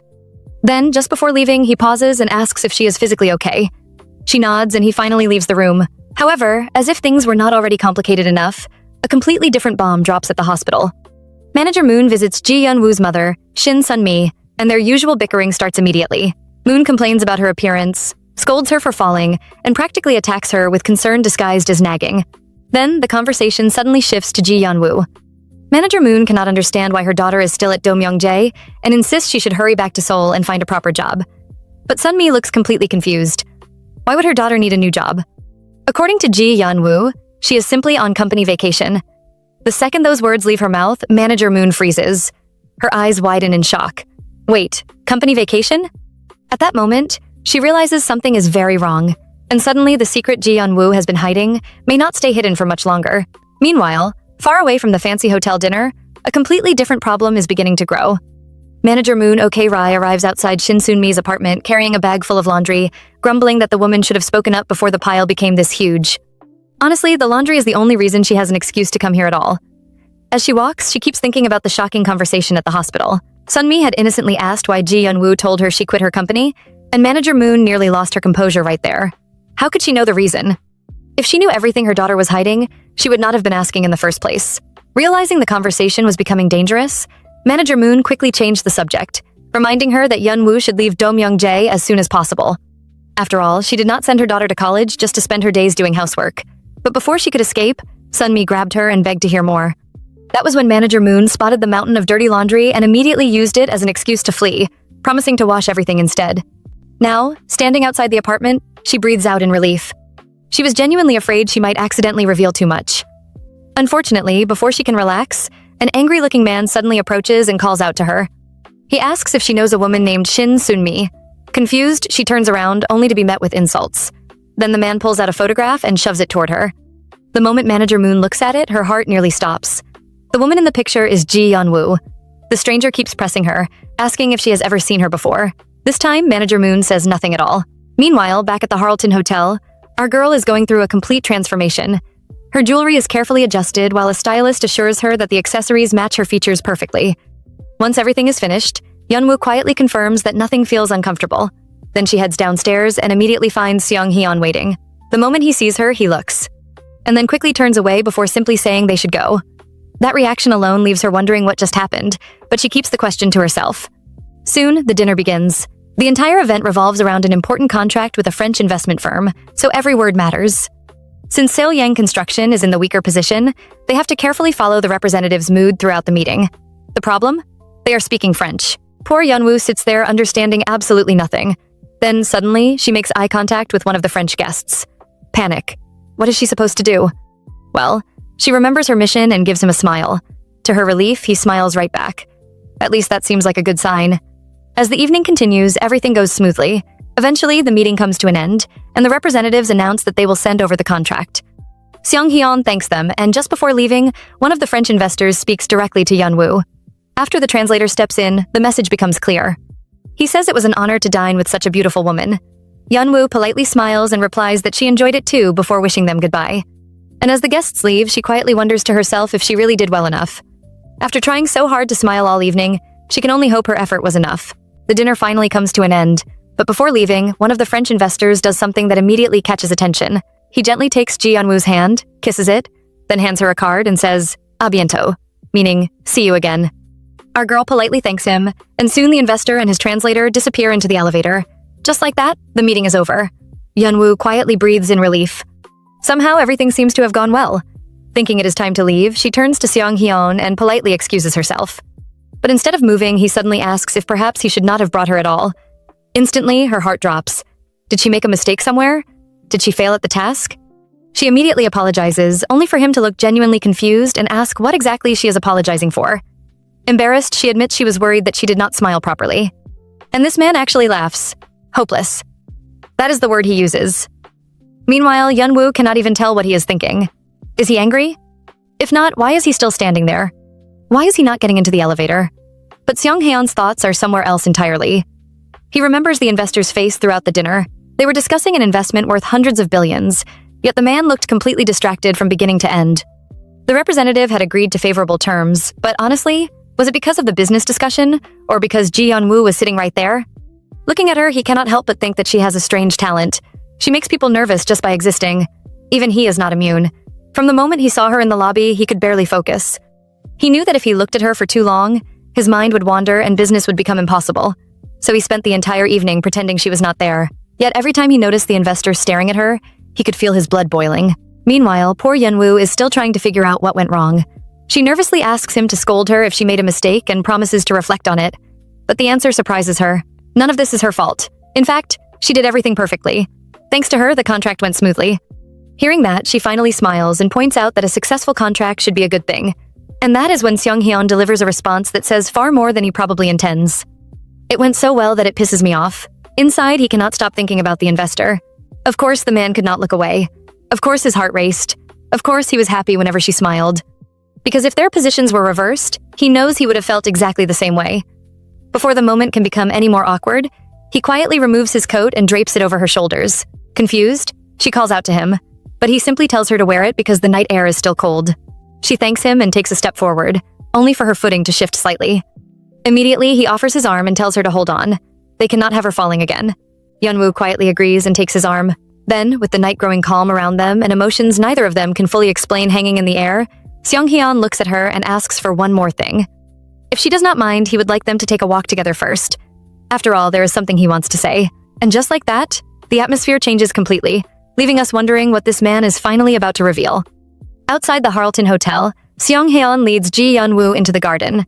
The place is bright, peaceful, and filled with greenery. For a moment, she cannot help but stare in amazement.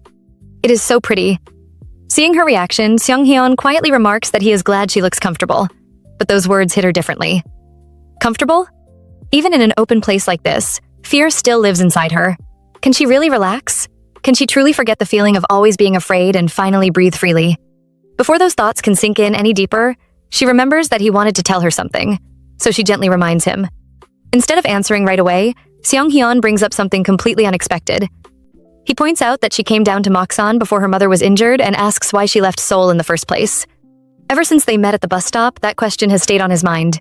She fidgets with her fingers before finally admitting that she had problems in Seoul. She only wanted to rest for a while and then return, but things did not go as planned. Now she intends to recover properly before going back.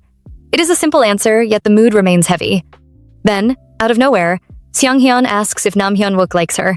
And wow, that question completely throws her off. She is so shocked that she can barely believe what she just heard. But he keeps going, asking if maybe they were involved in the past or if Hyun-wook had been hovering around her without ever confessing. Nervous and clearly misunderstanding his intentions, Yeonwoo quickly denies everything. They were only classmates. Nothing more. In fact, she becomes so anxious that she even promises to avoid Nam Hyun-wook inside Do Myung-jae if necessary. Then she reveals something much deeper.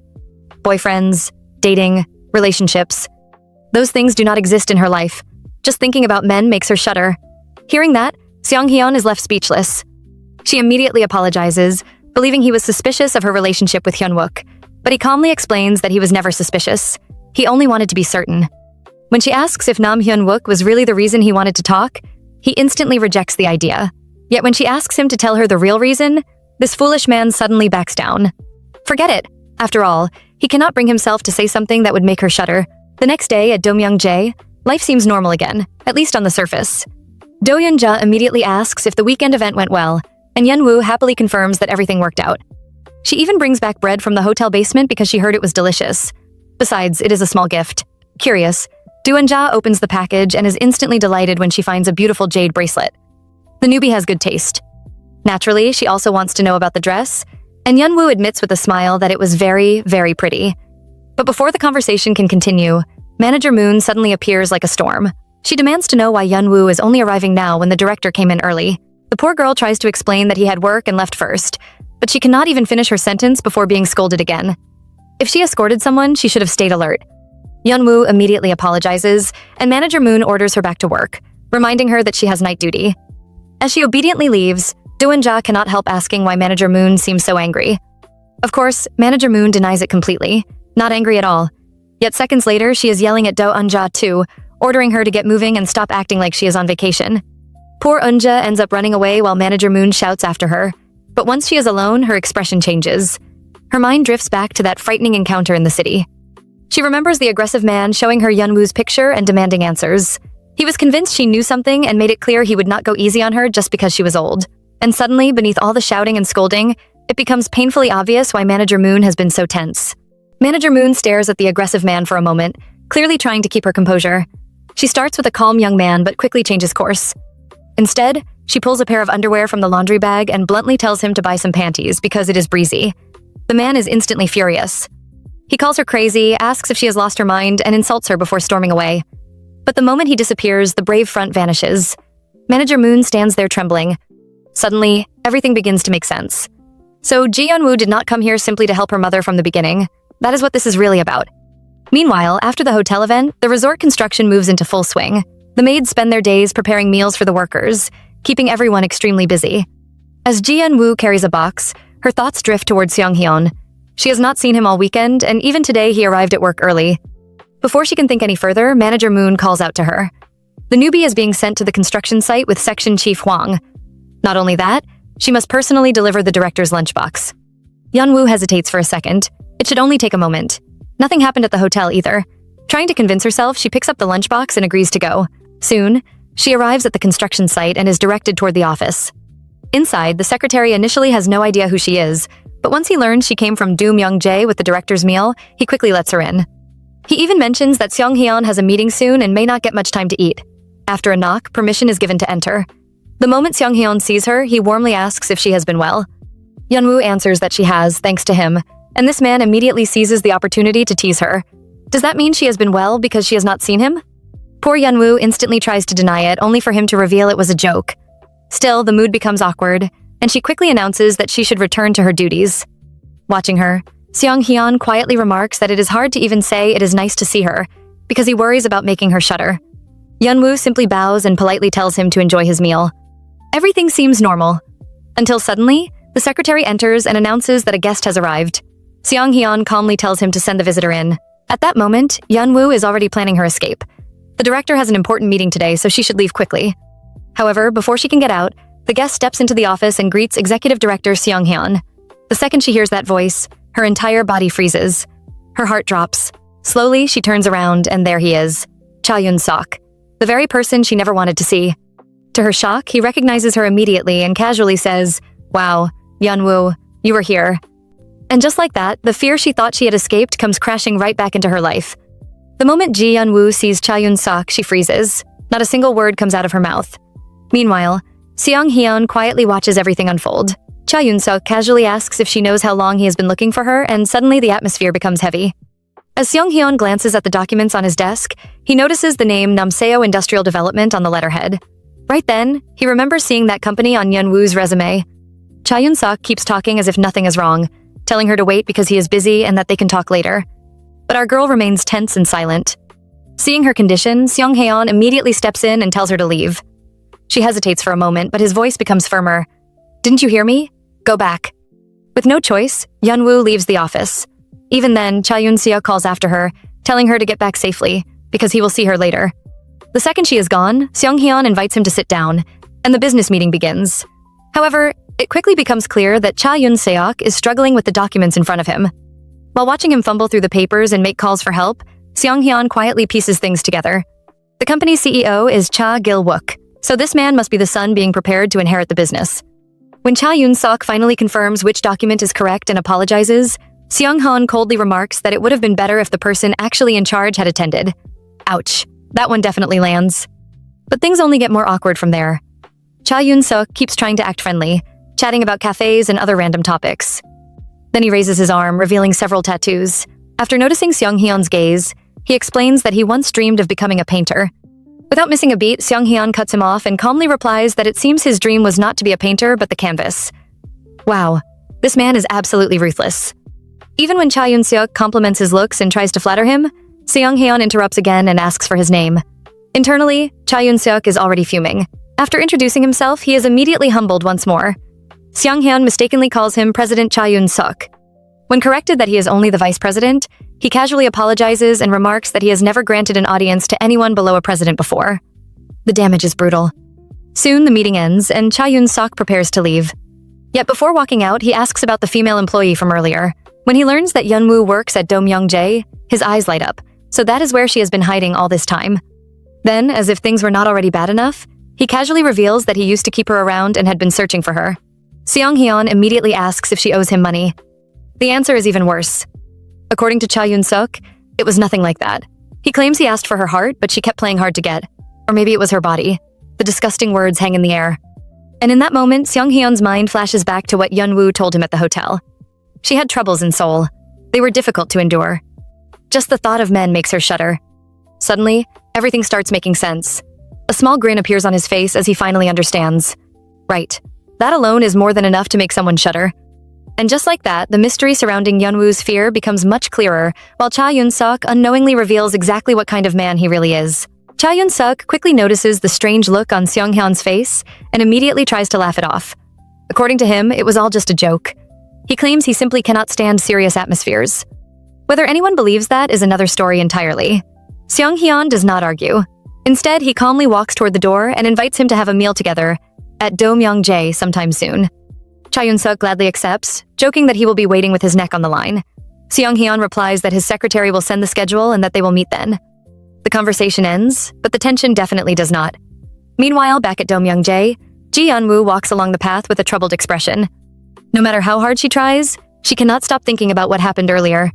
Cha Yun-seok's voice keeps echoing in her head. Wow, you were here. Wait for me, okay? Then another memory follows. You can't escape. The words keep replaying over and over, making her heart grow heavier with every step. The fear she tried so hard to leave behind suddenly feels very close again. Later, while she is with Manager Moon, something unexpected happens. Manager Moon reveals that she actually wanted to talk to Yeonwoo about something. Then, without warning, she asks the question directly. Are you being chased by some nasty people? The moment those words are spoken, Yeonwoo tries to answer, but her voice is so weak that Manager Moon cannot even hear her properly. And then the tears come. Our girl finally breaks down. Manager Moon immediately raises her voice, telling her to stop crying and speak clearly so she can understand. Korea is not that big, so where can she possibly hide forever? Then she starts throwing out possibilities one after another. Is it fraud? An affair? What is it? And if she lies, she will be kicked out, so she had better tell the truth. Faced with that blunt honesty, Yeonwoo finally gathers her courage. Through tears, she admits the truth. Yes, she is being chased. Her former boss has been stalking her, and that is why she ran away. She apologizes, but instead of getting angry, Manager Moon looks at her and asks the most important question of all. Why are you crying? You did nothing wrong. Just like that, the harsh tone disappears. She tells Yeonwoo to explain everything from beginning to end without leaving out a single detail. Then she pats her on the back and gives her the reassurance she desperately needs. As long as she is at Domyoungjae, this is not just her problem anymore. It is Domyoungjae's problem too. And for the first time in a long while, someone is standing firmly on her side. Even Manager Moon's small smile carries a powerful message. No matter how scary things get, Yeon-woo is no longer facing them alone. Cha Yoon-suk quietly sits in his dark office, putting out his cigarette while his sleazy henchman cannot stop bragging. This foolish man proudly talks about how he knew Ji Yeon-woo would run back to her hometown sooner or later. He even boasts that he was already planning to investigate Domyoung-jae because Yeon-woo's mother works there. But honestly, he is not thinking about the mission at all. The only thing on his mind is money. He even worries that his boss might reduce his payment just because Yoon-suk managed to find Yeon-woo before he did. When he asks what comes next, Yoon-suk calmly pours himself a drink without showing a single emotion. Then he reveals his plan, and it is bad news for our girl. He has no intention of leaving her alone. Instead, he is determined to force Yeon-woo out of Domyoung-jae and drag her all the way back to Seoul. To make sure his henchman stays motivated, he suddenly throws him a thick stack of cash, instantly doubling his payment. But that is not all. Yoon-suk immediately gives him another dangerous assignment. This time, the target is none other than Executive Director Nam Seong-hyun of Seoul-young Construction. He reminds his lackey that his own father had to spend a huge amount of money covering up his past crimes after Yeon-woo almost sent him to prison. Because of that, Yoon-suk knows he needs something he can use against Nam Seong-hyun if he wants any chance of winning. With a cold smile, he gives the thug exactly 1 week to dig up enough dirt. Meanwhile, back at Domyoung-jae, Yeon-woo faces another difficult moment. The strict manager sits down with her while our girl struggles to hold back her tears. The manager explains that when she visited Yeon-woo's mother in the hospital, she noticed a huge and suspicious thug hanging around and asking questions about her. At that moment, everything starts making sense. Being 70 years old, the manager admits she never fully trusted Yeon-woo from the beginning, especially after hearing the unbelievable story that she did not even have a phone. In her eyes, the world is full of terrible men and terrible women, so she cannot simply believe every word she hears. Still, despite all her doubts, she does not turn her back on Yeon-woo. Even though our girl's hands are shaking with fear after hearing all of this, the manager refuses to treat her differently. Night duty is still her responsibility, and life at Domyoung-jae goes on, whether she is ready or not. Suddenly, the manager gives Yeon-woo a firm pat on the back, refusing to let her drown in fear. She orders our girl to straighten her shoulders, lift her head, and act with confidence because those disgusting creeps would never dare set foot inside Domyoung-jae. At the same time, she makes one thing very clear. This situation must stay secret, especially from Executive Director Nam Seong-hyun.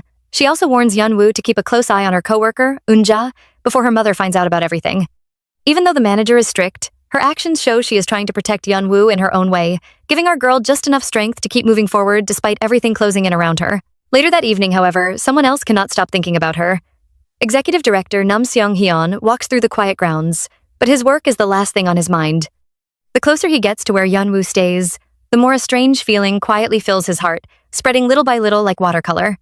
Then he hears the soft sound of her twig broom sweeping the ground and finds her resting beneath a tree as the sun begins to set. The moment he sees her, he gently points out the obvious. She has clearly been crying. Embarrassed, Yeon-woo asks him to pretend he never noticed because employees deserve their privacy. But Seong-hyun steps closer instead, quietly telling her she looks half dead, as if she would collapse from the lightest touch. Those words finally break through the wall she has been holding up. With a heavy sigh, she admits that life is simply hard. No matter how much effort she puts in, it feels like she has lived her whole life the wrong way and brought every bit of this pain upon herself. Hearing her blame herself like that hits Seong-hyun harder than anything else. Looking straight into her eyes, he promises with complete confidence that she is living well, that she will live better than anyone else, and that he himself will become the undeniable proof of those words. Even though Yeon-woo believes he knows nothing about the dangerous stalker chasing her and never expected him to protect her, his unwavering promise instantly calms the storm inside her heart. She quietly nods, and in that small moment, everything changes. Seong-hyun softly thanks her for turning his hesitation into firm resolve. Then, without wasting another second, he pulls out his phone and calls Manager Yeom. The warmth completely disappears from his face, replaced by a cold and deadly look as he orders a full investigation into Namseol Industrial Development, with one specific target at the center of it all. Cha Yoon-suk. Things are finally starting to move, and this time our boy is done standing on the sidelines. That night, Executive Director Nam Seong-hyun cannot sleep at all. The heat is unbearable, but that is not what keeps him awake. The only thing filling his mind is Yeon-woo's tear-stained face. He keeps wondering if she managed to sleep peacefully or if she cried herself to sleep once again. By early morning, he catches our girl quietly sneaking around. Without making a sound, he rolls up his sleeves and steps into the room. The moment he speaks, she jumps in shock. He casually asks if she was on night duty and whether she got any sleep. Still startled, she blurts out a question, asking how long he has been standing there before quickly greeting him. Then his eyes land on something interesting. A handwritten letter she is desperately trying to hide. Panic instantly takes over as she pulls it back, but there is no chance she can beat him. He simply reaches up high and effortlessly snatches it away. Poor Yeonwoo immediately starts jumping and waving her arms, begging him to give it back before he reads it. But our boy only smiles and teasingly tells her to stop trying before she falls over. As he opens the letter, his heart begins to race.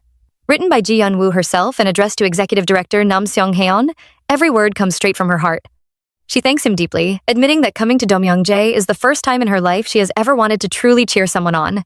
She confesses that she has always been clumsy, yet he never treated her harshly. Instead, he always cared for her with kindness and supported her without making her feel small.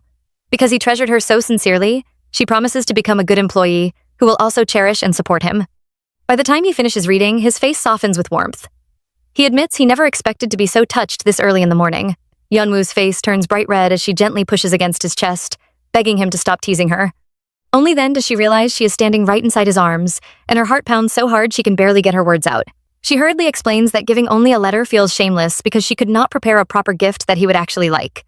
After thanking him once again, she decides her mission is complete and starts to leave. But before she can take another step, Seong-haeon quietly calls her name. Looking at her with gentle eyes, he hides the truth inside his heart. What he really wants to say is that he spent the entire night missing her and wanted to thank her for coming to see him. Instead, he simply smiles and tells her something even sweeter. She herself is the wonderful gift that came to him early that morning. Later, Executive Director Nam Seong-haeon meets lawyer Shin at the Seolam Resort construction site to discuss something much bigger than a simple business deal. The lawyer carefully asks if he truly plans to terminate the contract because of the private conflict between Vice President Cha Yoon-suk and Ji Yeonwoo. As Seong-haeon looks through the documents, he uncovers a shocking truth. Yeonwoo was never Yoon-suk's first victim. 5 years earlier, the exact same thing had already happened to another woman. But instead of letting justice take its course, CEO Cha Gil-wook hired a powerful law firm and erased his son's record with nothing more than a few lines on paper.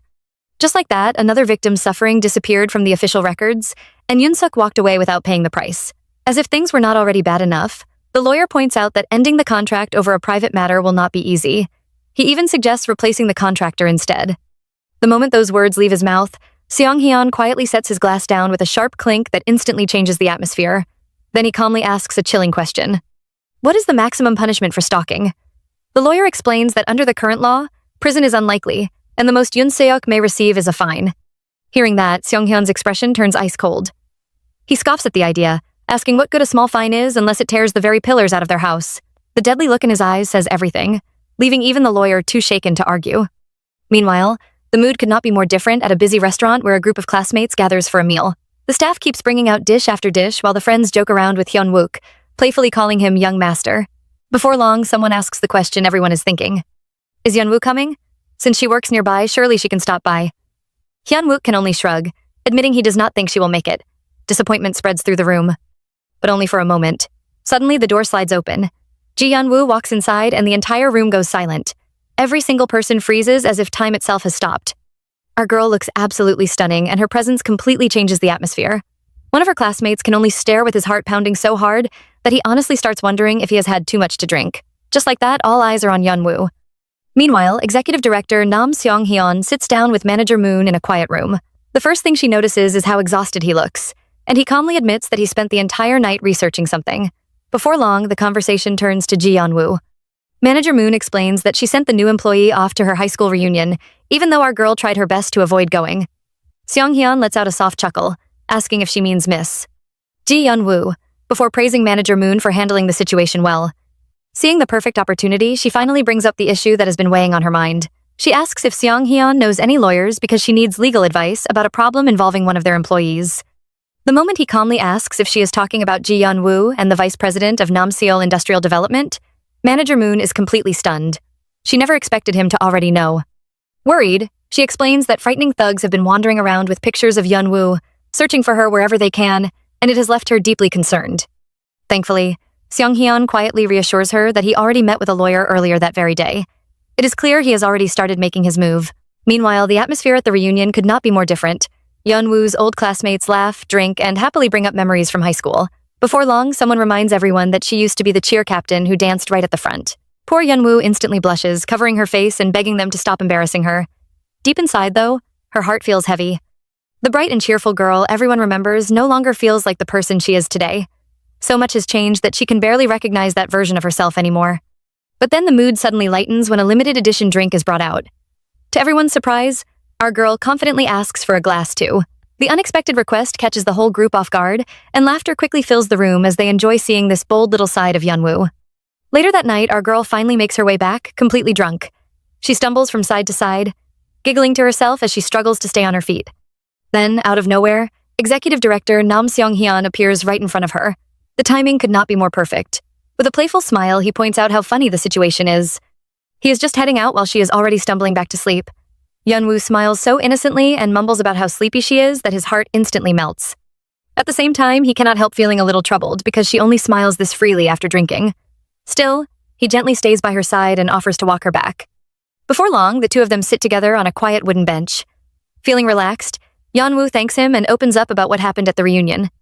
Meeting her old classmates made her think about the past. They all remembered her as someone who smiled all the time, and hearing those memories made her wish she could become that bright and hopeful person again. Then she looks at Seong-hyun with honest eyes and admits that the words he gave her yesterday filled her with the courage to keep living well. Listening quietly, Seong-hyun looks at her with nothing but warmth. He gently encourages her to listen to her own heart, because only she can carve out the path of her own life. More importantly, he reminds her that she is already trying her best and doing better than she believes. But then the conversation takes a completely unexpected turn. Looking deeply into her eyes, he quietly asks her not to hide behind her work whenever life becomes too painful. Instead, he wants her to lean on him. He promises that if she ever loses her way, he will be the one to pull her back into the world. Then comes the truth he has been holding inside all this time. He admits that he has actually been waiting for her the entire night, hoping that a drunk Yeonwoo might be just a little braver than usual. Finally deciding not to hide his feelings anymore, he smiles gently and confesses everything. He likes her, and with those simple but heartfelt words, he asks the question that changes everything. Should they try dating? Under the quiet night sky, Executive Director Nam Seong-hyun finally gathers the courage to reveal what has been buried deep inside his heart. Looking straight at Yeonwoo with complete honesty, he admits that he wants to become the kind of man who makes her heart race with excitement instead of making it shake with fear. More than anything, he wants to be someone she can smile at without feeling frightened. At the same time, he makes one thing very clear. He has no intention of rushing toward her or forcing his feelings on her. He is willing to wait for as long as she needs. The words come from the deepest part of his heart, but poor Yeonwoo cannot even begin to process them. Her mind goes completely blank as she stares at him in total disbelief. It feels so unreal that she cannot tell whether she is dreaming or actually standing in front of him. Seeing the shock written all over her face, Seong-hyun's expression becomes much softer. Instead of asking for an answer or putting more pressure on her, he gently pats her on the head as if trying to calm a frightened child. He quietly tells her not to be afraid and suggests she go inside and get some sleep before turning around and leaving without another word. Slowly, his footsteps fade into the silence of the night, leaving Yeonwoo standing there all by herself. Even after he is gone, she cannot move an inch. She grabs her own wrists with trembling hands, trying desperately to understand everything that has just happened.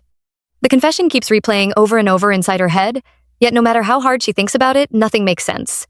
How does someone like Executive Director Nam Seong-hyun suddenly confess to her? Why would he promise to wait for someone who is still terrified of men? The more she tries to find an answer, the more confused she becomes. Honestly, our girl looks like someone whose entire world has just been turned upside down, and there is simply no way she can make sense of it before the night comes to an end. The next morning arrives, and even though it is supposed to be Yeonwoo's day off, she still heads to the resort restaurant ready to work as if nothing happened. The older staff members immediately notice her and cannot resist teasing her a little.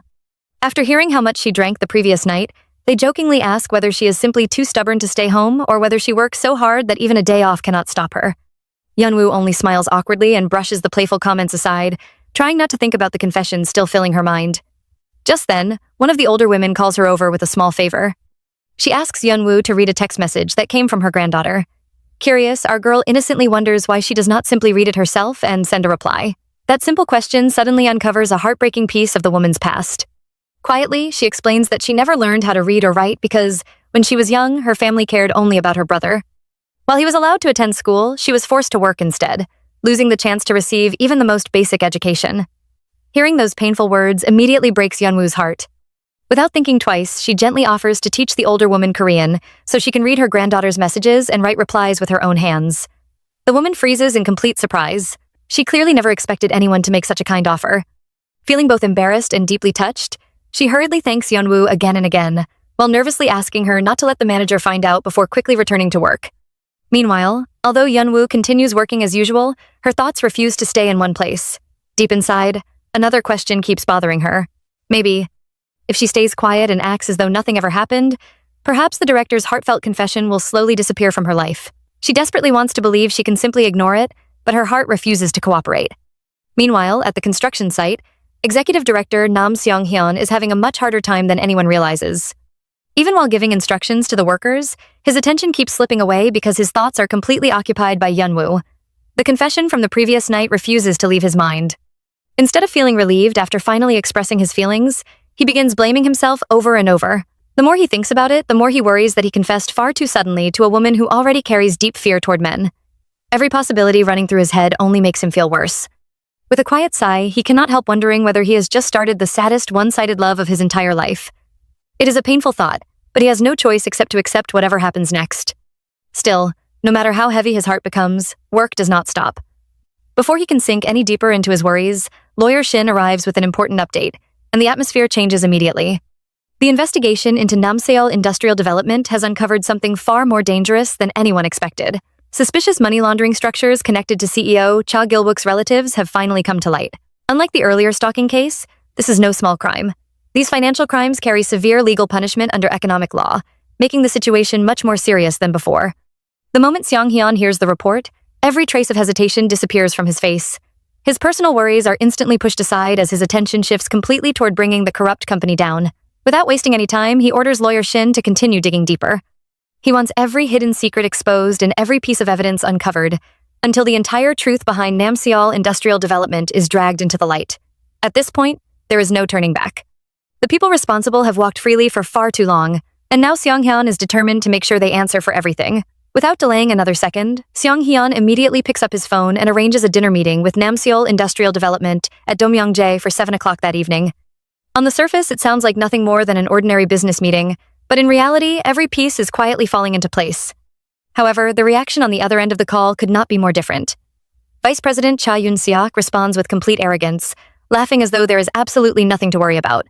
This foolish man convinces himself that Seong-hyun is just another businessman who can be handled like everyone else before him. Instead of taking the invitation seriously, his attention drifts somewhere completely different. His mind quickly wanders to Yeonwoo, and he even starts wondering whether this meeting might give him the perfect chance to see her again. Unfortunately for him, that confidence is exactly what makes the situation so dangerous.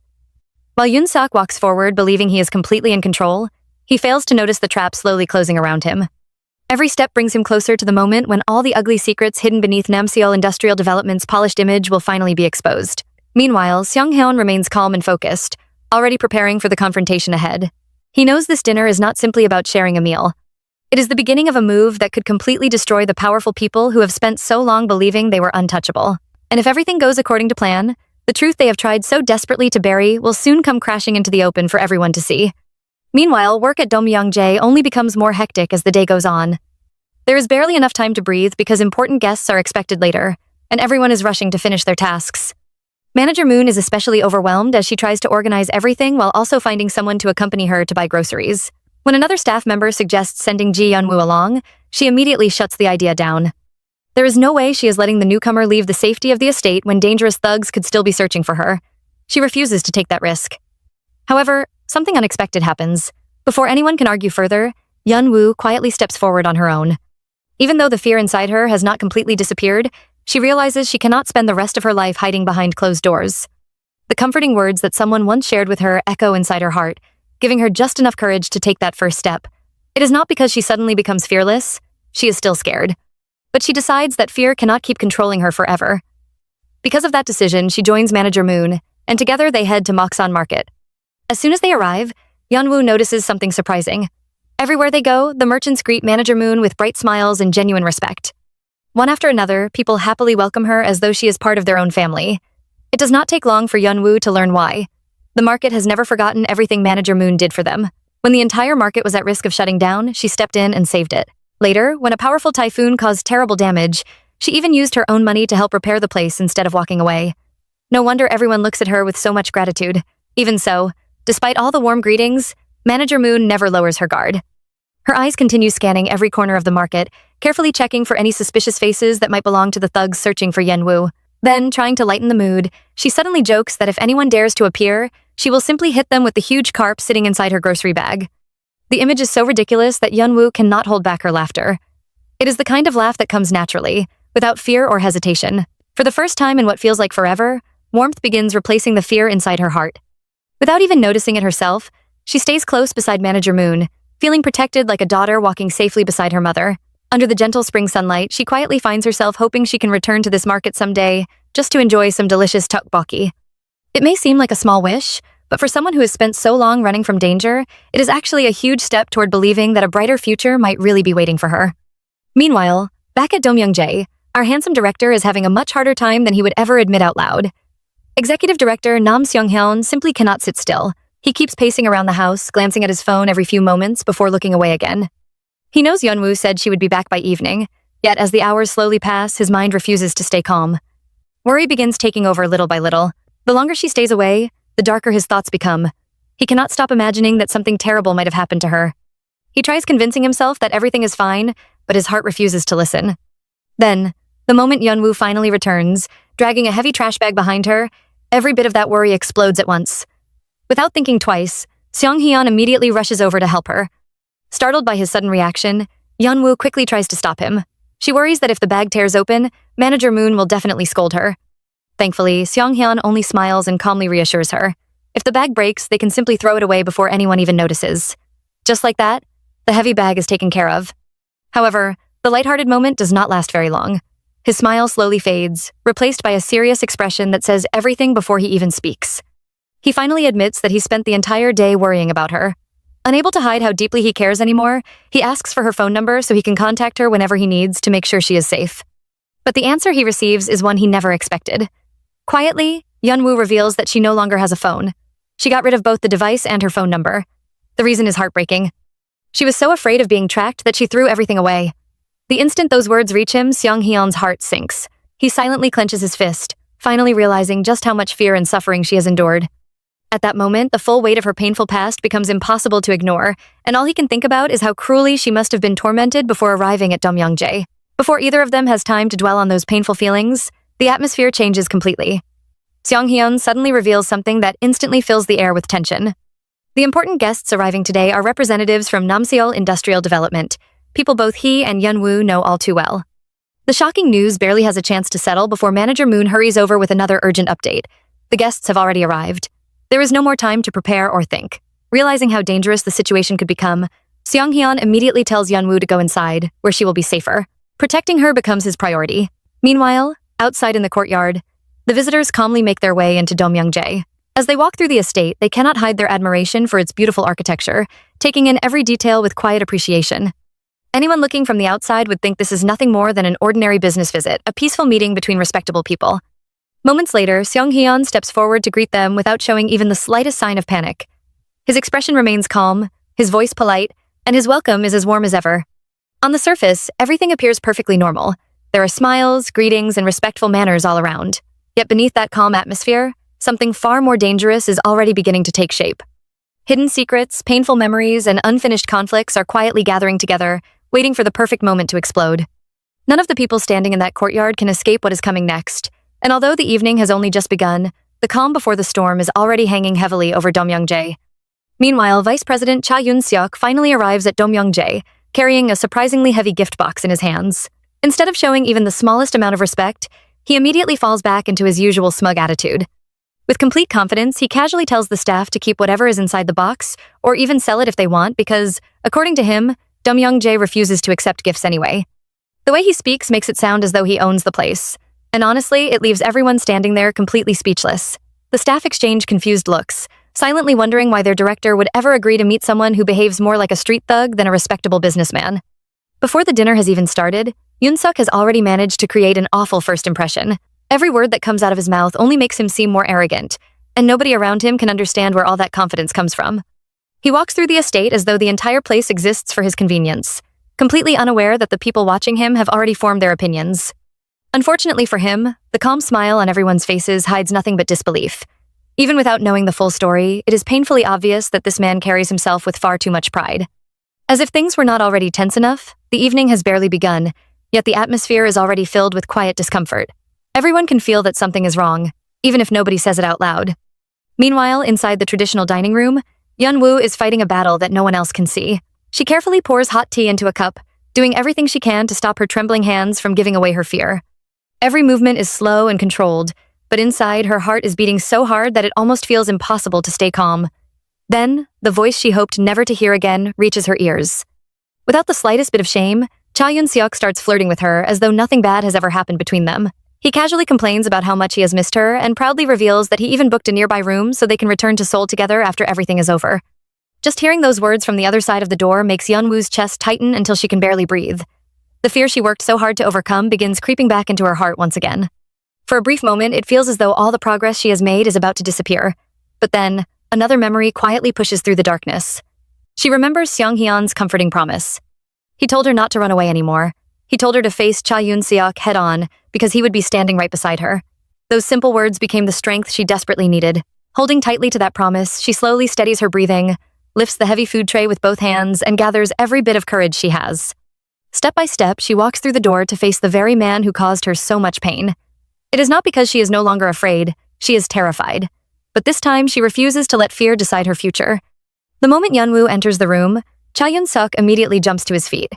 He eagerly greets Executive Director Nam Seong-hyun with such exaggerated excitement that he looks completely out of place. Before anyone else has the chance to speak, this foolish man starts complaining about how difficult work has been ever since Yeon-woo left. As if that shameless behavior is not enough, he boldly asks her to pour him a drink as though she is still someone he can order around.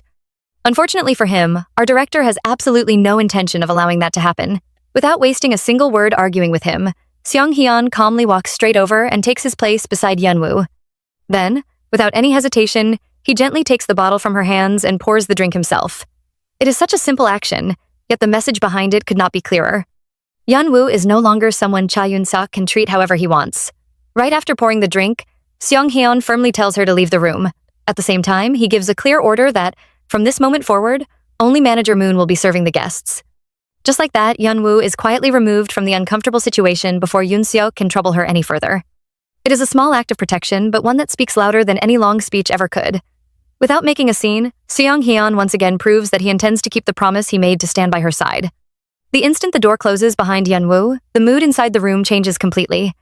Every bit of polite conversation disappears, replaced by a heavy silence that almost feels impossible to ignore. Sitting calmly across from Cha Yun-seok, Seong-hyeon suddenly asks a simple question. What does he think of Miss Ji Yeon-woo? Completely unaware that he has already walked straight into a trap, Yoon-seok lets out a confident laugh. With a smug smile on his face, he proudly talks about Yeon-woo's unique charm before making an arrogant claim that women naturally enjoy bowing to powerful men. As he casually sips his drink, believing his words make perfect sense, Seong-hyeon calmly begins tearing apart every part of that twisted way of thinking. Without raising his voice, he points out that Cha Yun-seok's obsession with power is exactly what makes him so pathetic. The very thing he is most proud of is also the biggest weakness that will destroy him. Because of that, bringing his entire life crashing down will be effortless. Those words hit far harder than Yoon-seok ever expected. In an instant, the smug smile disappears from his face, replaced by pure shock. For the first time that evening, the confidence he walked in with begins to crack. Then Seong-hyeon slowly leans forward and delivers one final warning that sends a chill through the room. Starting from this very moment, he intends to strip Cha Yun-seok of his dignity and his rights piece by piece until the arrogant man who once looked down on everyone else is left with nothing except fear. And just like that, the real confrontation finally begins. The tension inside Do-myung-jae is so thick it feels impossible to breathe. Outside, the staff busily pack away the mountain of expensive gifts that Cha Yun-seok brought, quietly whispering about how rude and dirty-minded he is. One of the senior staff members is so fed up with him that she cannot hold back anymore. She angrily curses him out, wishing she could throw him into a giant vat of soy sauce or smack him with a dried pollock head. Honestly, nobody is sad to see him getting treated this way. Meanwhile, inside the private room, the atmosphere is even colder. Our dark and fearless director stares straight at Cha Yun-seok and delivers a warning that sends chills through the room. Calmly but firmly, he declares that he is about to strip away Cha Yun-seok's dignity and rights so completely that the man will be left trembling in fear. At first, Cha Yun-seok forces out an awkward laugh, pretending he has simply had too much to drink to understand what is happening. But the director shuts that excuse down immediately.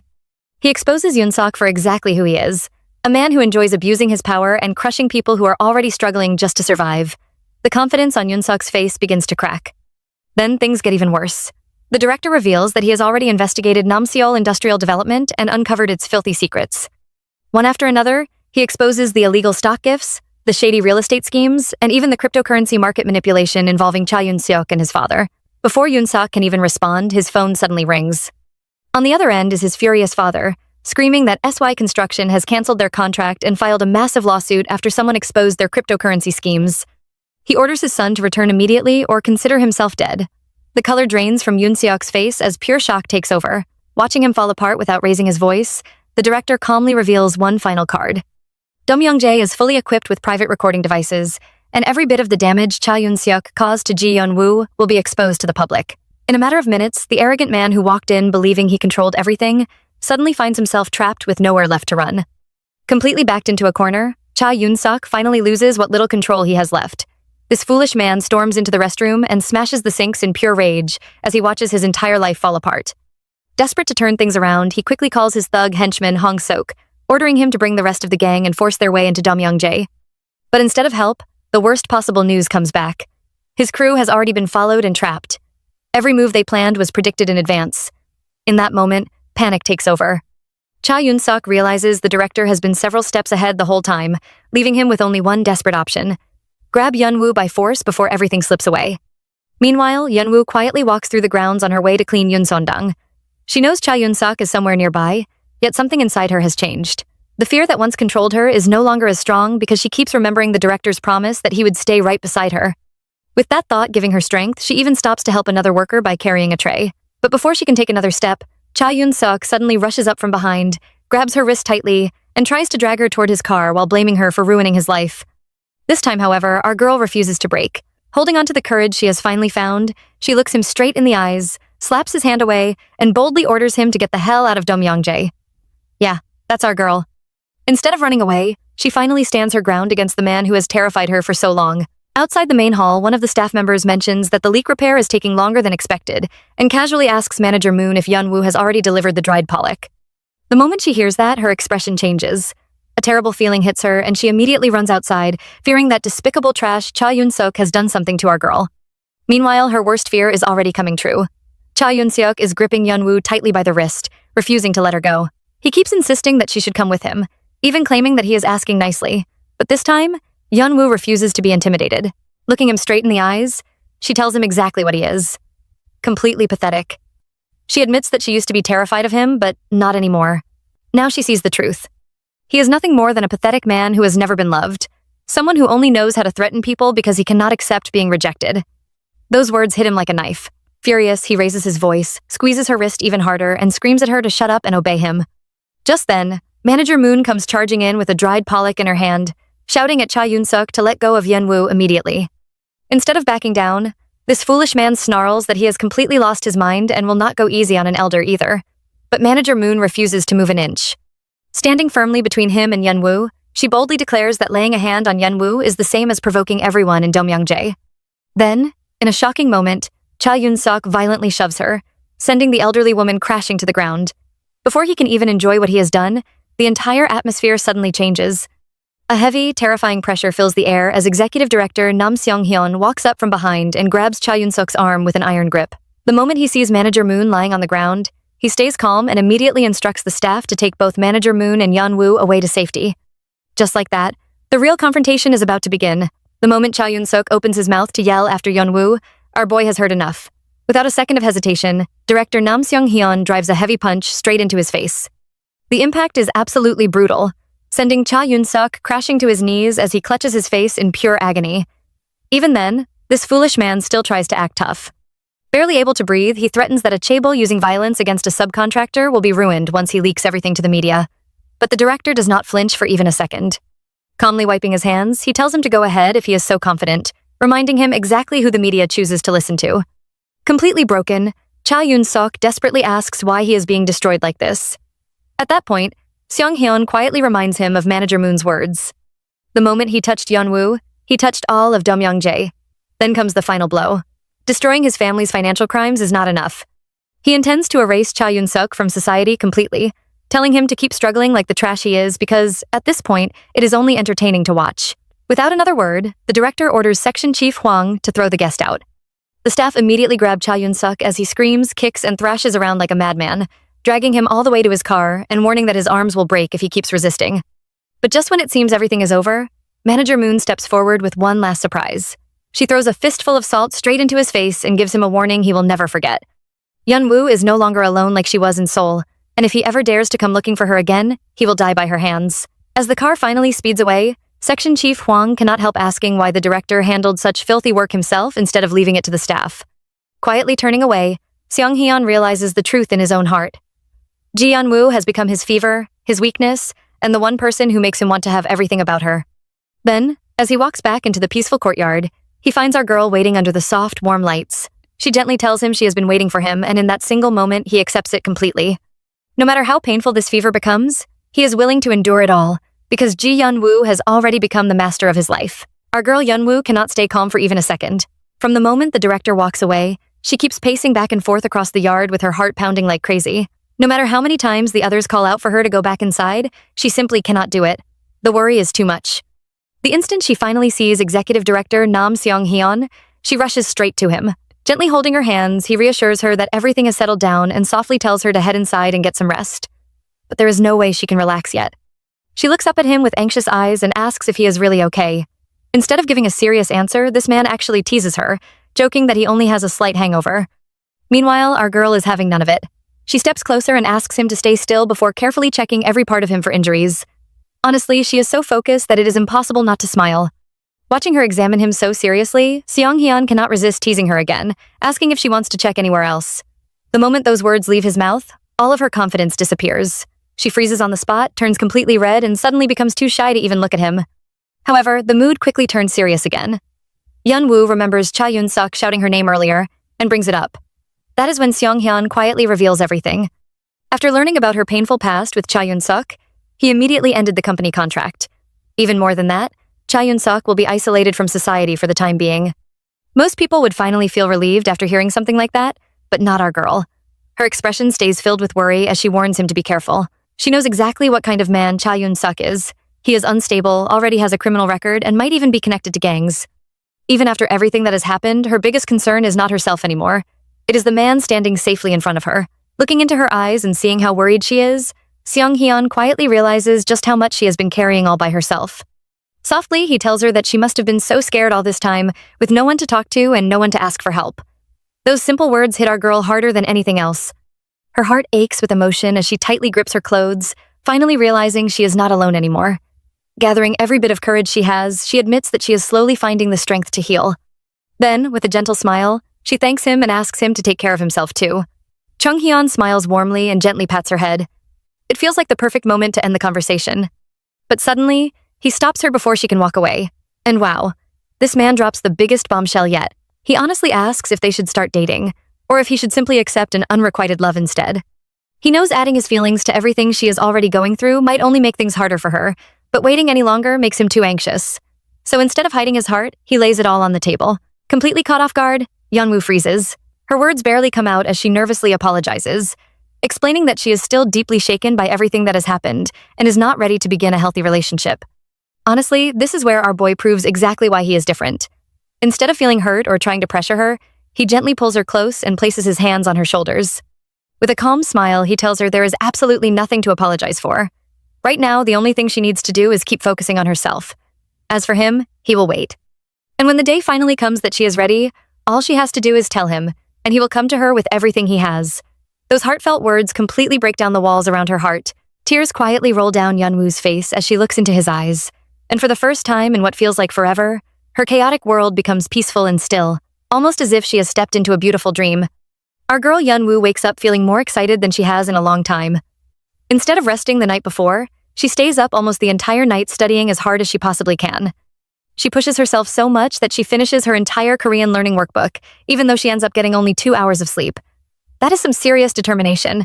The next morning, she proudly hands the completed workbook to the older staff member, hoping all her hard work has paid off.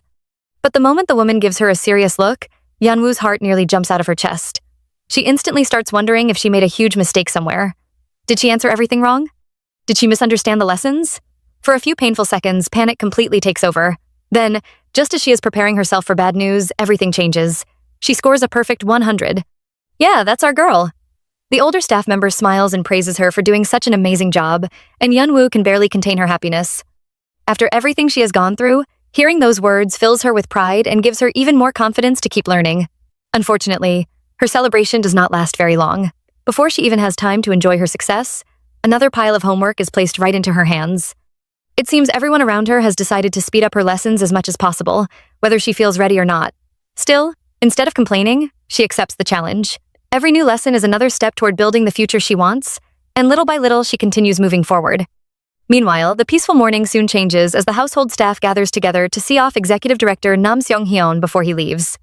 Choosing to skip breakfast, he quietly prepares to head out, while Yeon-woo carefully hides among the other staff members, hoping to avoid another embarrassing encounter. After everything that happened between them, she is still far too shy to face him directly. All she wants is for him to leave without noticing she is even there. She keeps her head down, convincing herself that if she stays quiet enough, everything will be fine. But then, just when she thinks she has succeeded, something unexpected happens. His footsteps suddenly stop right in front of her. The room instantly falls silent.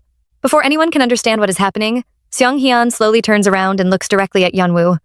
Then, with the gentlest smile, he quietly wishes her farewell before calmly continuing on his way. It is such a simple moment, yet it leaves everyone completely stunned. The other staff members exchange confused looks, wondering who exactly the director was speaking to because they cannot make sense of what they just witnessed. Meanwhile, poor Yeon-woo is left standing there with another heart racing out of control. It feels as though every small interaction with Seong-hyun only makes things more confusing. His kindness keeps breaking through the walls she built around herself, and no matter how hard she tries to stay calm, her emotions refuse to listen. Later, Yeon-woo is left cleaning the floors, hoping that keeping herself busy will finally quiet her thoughts. Unfortunately, that plan fails almost immediately. No matter how much she focuses on her work, Seong-hyun's warm and gentle voice keeps replaying inside her head over and over again. Every word he spoke refuses to leave her alone. She desperately tries to come up with a reasonable explanation, telling herself that maybe his promise to win her heart only came from loneliness after moving to a new place. Maybe he simply wanted someone close to him. She keeps searching for excuses because accepting the truth feels far too overwhelming, but deep down she already knows the answer. Nothing about his confession felt fake. Every single word came straight from his heart, realizing that only leaves her even more flustered. Wanting to escape her own thoughts before they completely take over, she quickly changes the subject and asks if she can accompany Manager Moon to the market. This time, she has a practical reason. She wants to buy a new phone, hoping that getting out of the estate for a while and focusing on something ordinary will help clear her mind. Even if only for a short time, she just wants to stop thinking about the director's confession and everything it has stirred up inside her heart. Meanwhile, far away from the warmth of Domyangjae, Seong-hyun spends the late hours of the night sitting alone inside his dim office. A quiet cup of tea rests beside him as old memories slowly begin rising to the surface. His thoughts drift back to the luxury villa complex reserved exclusively for the Nam family, a place where the most powerful members gather to discuss matters that can change the fate of the entire family. During one of those quiet dinners, Chairman Nam Yoon-young and Vice President Kim Woo-seop discussed the sudden prosecution raid on a small construction subcontractor. At first, the Vice President dismissed the incident as nothing more than a routine investigation that would soon pass. However, the chairman immediately corrected him. There was nothing routine about it. The raid happened because Seong-hyun personally ordered it. She describes him as a dangerous tiger cub, completely different from the gentler members of the Nam family. In her eyes, he is someone who will continue growing stronger until nobody can control him anymore. She even warns that if they fail to keep him in check, the day will come when he devours every one of them. Back in the present, Seong-hyun remains alone in the darkness, surrounded by the deep hatred and resentment that have long existed within his own family.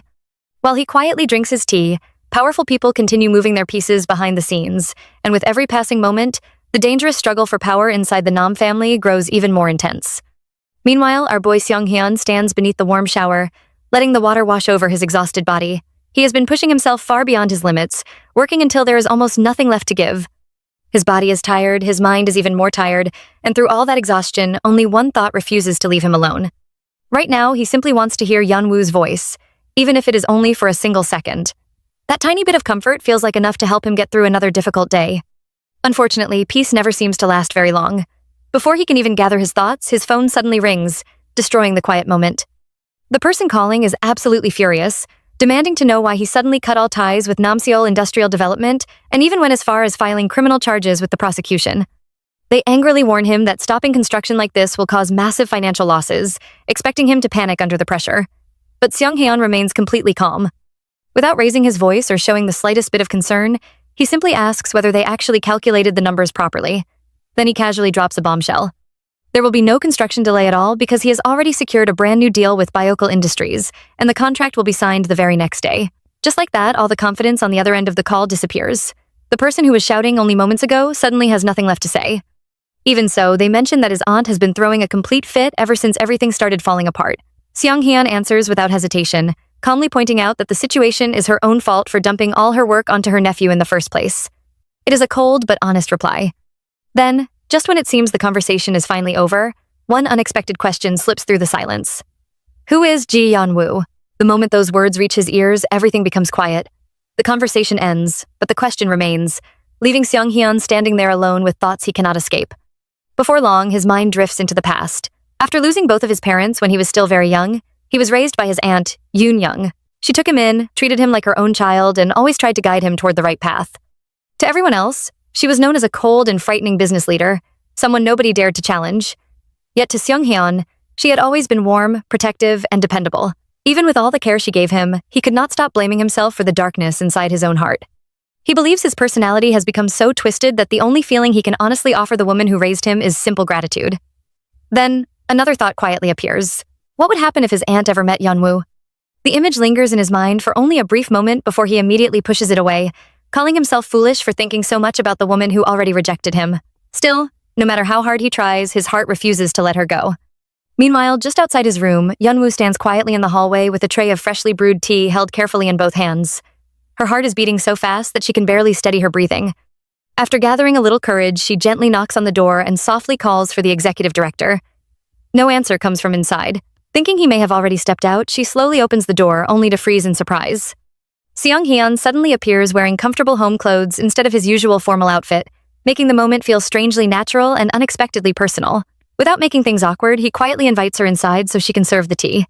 As she steps into his private room, the rich scent of hinoki wood fills the air, mixing gently with the warm aroma rising from the freshly prepared tea. The peaceful atmosphere almost makes it easy to forget everything that has happened between them. Seong-hyun calmly lifts the cup, takes a slow sip, and then shares important news. Earlier that day, an official arrest warrant was finally issued for the family behind Namseol Industrial Development. That means Cha Yoon-suk will soon be sent to prison. Hearing those words alone is enough to shake Yeon-woo, but Seong-hyun is not finished. He gently warns her that Yoon-suk will most likely try contacting her before everything is over. Desperate people often make desperate choices, and he expects Yoon-suk to offer her a huge financial settlement in hopes of saving himself. Then comes the question that truly matters. If that moment arrives, would she ever accept the money? The room falls quiet as Yeon-woo faces the question she never wanted to answer. This is no longer about money. It is about everything she has suffered and whether any amount of wealth could ever erase those painful memories. The answer comes almost immediately.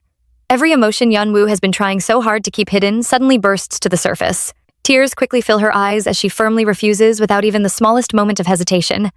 To her, accepting that settlement would mean forgiving Cha Yoon-seok for everything he did, and that is something she will never do. She would rather live with nothing than accept a single coin from the man who turned her life into a living nightmare. She does not want his money, his apology, or anything connected to him. The only thing she truly wants is for him to receive every bit of punishment he deserves and disappear from her life forever. As those painful feelings pour out, the weight she has been carrying for so long finally becomes impossible to hide. Watching her break down right in front of him, Seong-hyun's expression immediately softens. There is no judgment in his eyes, only quiet sadness. Gently, he reaches out and cups her cheek before carefully wiping away the tears rolling down her face. The simple gesture is filled with more kindness than words could ever express. Then, in a quiet voice, he apologizes for everything she has suffered. He knows those wounds were never her fault, and seeing her cry only deepens the pain already growing inside his own heart. He admits something he has been keeping hidden ever since she entered his life. Since meeting her, he has been unable to focus properly during the day. Even at night, sleep refuses to come because his thoughts always return to her. Deep down, he already knew a painful moment like this would eventually arrive, yet knowing it was coming never made it any easier to face. Every passing day only pulled him deeper into feelings he never expected to have. Then, in the middle of that quiet room, everything changes. Without rushing or forcing the moment, Seong-hyun gently pulls Yeon-woo closer. The distance between them slowly disappears until there is nothing left separating their hearts. Looking at the woman who has quietly changed his entire world, he finally understands a truth he can no longer deny. Out of everything he expected in his life, falling this deeply and helplessly in love with Yeon-woo was never something he saw coming. Yet here he is, unable to turn those feelings away no matter how hard he tries. With that realization filling his heart, he softly kisses her. It is not driven by impulse or pride. It is the quiet confession of a man who has finally accepted that he loves her more completely than he ever thought possible. In that single moment, every sleepless night, every worried thought, every silent promise, and every emotion he tried to hide finally come together. The pain of the past is still there, the dangers surrounding them have not disappeared, and the battles waiting ahead are far from over. Even so, for one brief moment, nothing else matters. All that exists is the truth that has been growing between them from the very beginning. A love neither of them ever expected, but one that has now become impossible to ignore. Seong-hyun gently pulls Ji Yeon-woo into his arms, holding her face with both hands before softly explaining that the lawyer needs her statement. He knows how painful it will be, but he carefully asks if she can meet with them anyway. After a brief moment, she quietly nods. Seeing her courage, he hugs her tightly and promises they will go together. Then he gently reminds her not to get hurt, not to go anywhere alone, and asks her to stay by his side from now on. It is such a simple request, yet it carries all the care he has been trying to hide. Meanwhile, the next morning arrives, and bright sunlight pours through the window. After spending the entire night tossing and turning, our girl wakes up trying to convince herself that everything that happened must have been a dream. But no matter how hard she tries, deep inside she already knows the truth. It was all real. Trying to clear her head, Yeon-woo walks into the bathroom and splashes cold water on her face, hoping it will bring her back to reality. Even then, her thoughts refuse to slow down. She cannot stop thinking about Cha Yoon-suk and how he will eventually get out, even after being arrested. Still, she feels an overwhelming sense of relief because the director is standing beside her. Then, almost without thinking, she gently touches her lips. The warmth of his kiss still lingers there, making it impossible to believe it was only a dream. His comforting words echo in her heart once again, asking her to lean on him instead of relying only on Do Myung-jae. And finally, something inside our girl changes. She realizes that his desire to protect her was never about controlling her or keeping her trapped. It was always filled with sincere care and love. At that moment, she finally understands what her heart has been searching for all this time.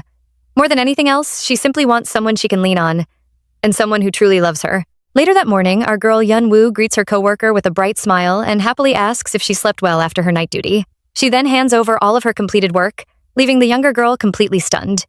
Unfortunately for her, there is no time to celebrate because she is immediately left with a huge pile of brand new assignments that will keep her busy for the next 3 days. When Yeon-woo mentions that she has some business to take care of in Seoul, the younger girl instantly panics and dramatically accuses her of running away. Thankfully, Yeon-woo quickly calms her down, promising that she will definitely return in 3 days before heading outside, where the director is already waiting in the car. Even then, the younger girl waves her workbook in the air and shouts that if Yeon-woo does not come back, she will pack her bags and chase after her herself. The older housekeeper can only look on in confusion and jokingly asks if Yeon-woo is actually her daughter. Meanwhile, after Yeon-woo gets into the car, the director gently asks if she slept well, and she quietly confirms that she did. Hearing that, he smiles but admits that while he is happy she got some rest, he has a mountain of work waiting for him and cannot focus at all. He playfully complains that she is living so carefree while he is the only one losing sleep and burning up inside. His teasing makes Yeon-woo suddenly become quiet. Looking at him, she cannot help admiring how mature he is as both the master of Do Myung-jae and the executive director of SY Construction. At the same time, she is afraid of hurting him by giving him false hope before she truly understands her own feelings, so she struggles to find the right words. Then, without warning, he taps the seat beside him and pats his lap, reminding her of the promise she made when she first arrived at Do Myung-jae that she would do absolutely anything he asked. Our girl instantly blushes and stammers in embarrassment, but he gently insists that she keep her promise. Realizing she may regret this forever if she lets the moment slip away, she slowly reaches out and tightly holds his hand. Then, in a soft and trembling voice, she asks if this is really the right thing to do. Looking at her with complete devotion, he quietly tells her that it is right, and even if it is not, he simply cannot help it anymore. Stepping off the bus at the central terminal, our girl Yeon-woo cannot help feeling a little uneasy. It has not even been that long since she left, yet these familiar streets bring back a flood of memories. Years ago, when she was just 20 years old, she left her hometown of Moksan-gun after getting accepted into a university, arriving in Seoul with big dreams, simple hope, and endless excitement.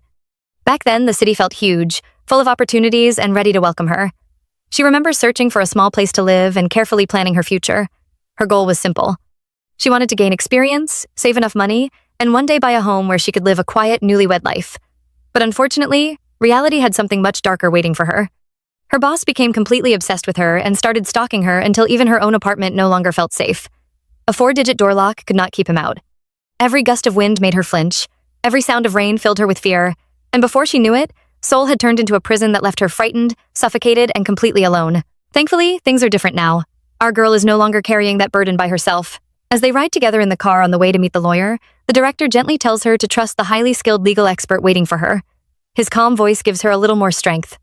Before long, she notices something unusual. He looks slightly sullen, almost as if he is worried about sending her into such a difficult meeting.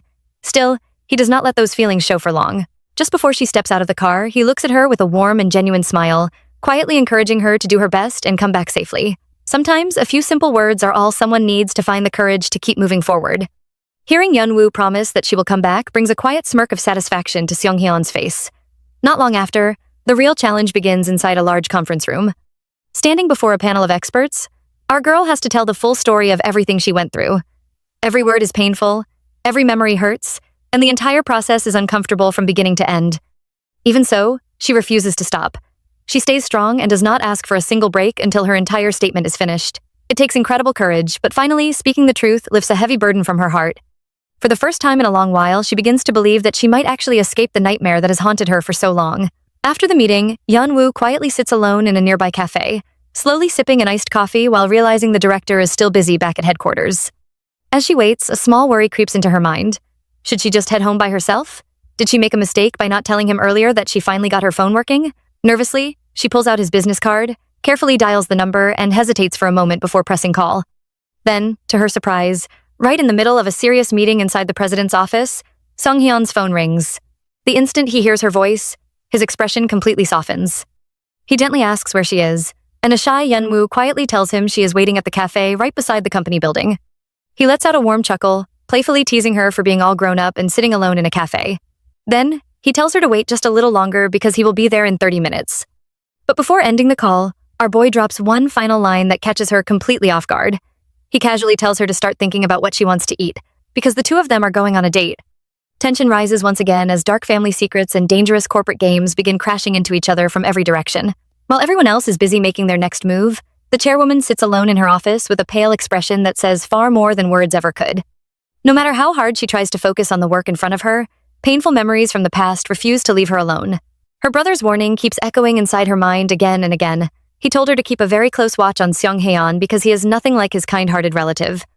According to him, Sung-hyun is a completely different kind of person, someone far more dangerous than he appears on the surface. That single warning keeps replaying until she can barely think straight. Then, just as her thoughts begin spiraling out of control, the silence is suddenly broken by a restricted phone call.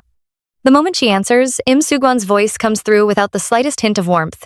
He wastes no time throwing mocking words at her before casually announcing that he is returning to Korea. As if he is giving an order instead of making a request, he demands that they meet immediately. Then he reminds her of something much darker. She is not the one who got blood on her hands, so she has no right to decide when their dirty partnership comes to an end. Those chilling words alone are enough to make the atmosphere even heavier. But he is still not finished. Without warning, he drops an even bigger bombshell. He wants to arrange a marriage between his 28-year-old niece and executive director Nam Seong-hyun. To him, this is not about love or family. He coldly orders her to treat the marriage like securing a hostage and tells her to set the date as quickly as possible. Then he gives one final warning. If she delays for even a moment, he will simply go straight to Seong-hyun himself. Wow, whatever these people are hiding must be far worse than anyone has imagined. A marriage is being treated like a weapon, and behind every polite smile hides another layer of secrets waiting to explode. Meanwhile, Seong-hyun walks into the president's office to meet his uncle, and the atmosphere there could not be more different. The moment he arrives, his uncle starts complaining about the endless delays in getting important documents signed. In the middle of all the grumbling, he even jokes that he practically raised Seong-hyun on his back while he was growing up. Unfortunately, our boy is not falling for that story at all. Without missing a beat, he calmly points out that his uncle was not even in the country during those years. That simple reply instantly exposes the exaggeration and leaves no room for argument. For a brief moment, the mood feels surprisingly light, but it does not stay that way for long. The conversation soon turns serious as his uncle admits that he is only keeping the CEO's seat warm until Seong-hyun is ready to take over the position himself. Then he quietly reveals another important piece of information. A massive personnel reshuffle will be happening very soon. Those few words make it painfully clear that the battle waiting ahead is becoming much bigger than anyone expected. This is no longer just about Cha Yun-sok or Namseol Industrial Development. The struggle for power inside the Seolyang family is already beginning to move behind the scenes, and every decision from this point forward could change everything. However, just when it seems the conversation cannot become any heavier, the real bomb finally drops. His uncle casually mentions that the chairwoman called earlier to ask whether Seong-hyun is seeing anyone. The meaning behind that question is impossible to misunderstand. She is preparing an arranged marriage. In the powerful Seolyang family, the matriarch's word is treated like absolute law. Nobody dares to question her decisions, and refusing her wishes is almost unthinkable. Even so, Seong-hyun immediately shuts the conversation down. He has no interest in discussing the subject any further and refuses to say another word about it. As his uncle prepares to leave, he quietly reminds him that the anniversary of his parents' death is coming up next month. Those simple words instantly erase every trace of the earlier conversation. Left alone in the office, Seong-hyun quietly sinks into his thoughts. Every year, when late spring returns, it brings back the painful memories he has spent his whole life trying to carry.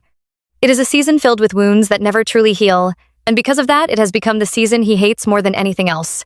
Meanwhile, far away from all those family conflicts, Yeonwoo spends a peaceful moment sitting alone in a quiet cafe. For the first time in a long while, she allows herself to slow down and think about everything that has happened. Not so long ago, Seoul felt like the coldest and most frightening place in the world. Every day was filled with fear, loneliness, and the feeling that she had nowhere to turn. But now, little by little, everything is changing. She finally has people she can depend on, and that simple realization fills her heart with a warmth she almost forgot existed. Then, while looking at her new phone, she suddenly notices something that makes her smile. She does not even have Seong-hyun's number saved yet. The thought feels almost unbelievable, considering everything they have already been through together. Almost as if fate has been waiting for that exact moment. Her phone suddenly begins to ring. The unexpected sound makes her heart skip a beat.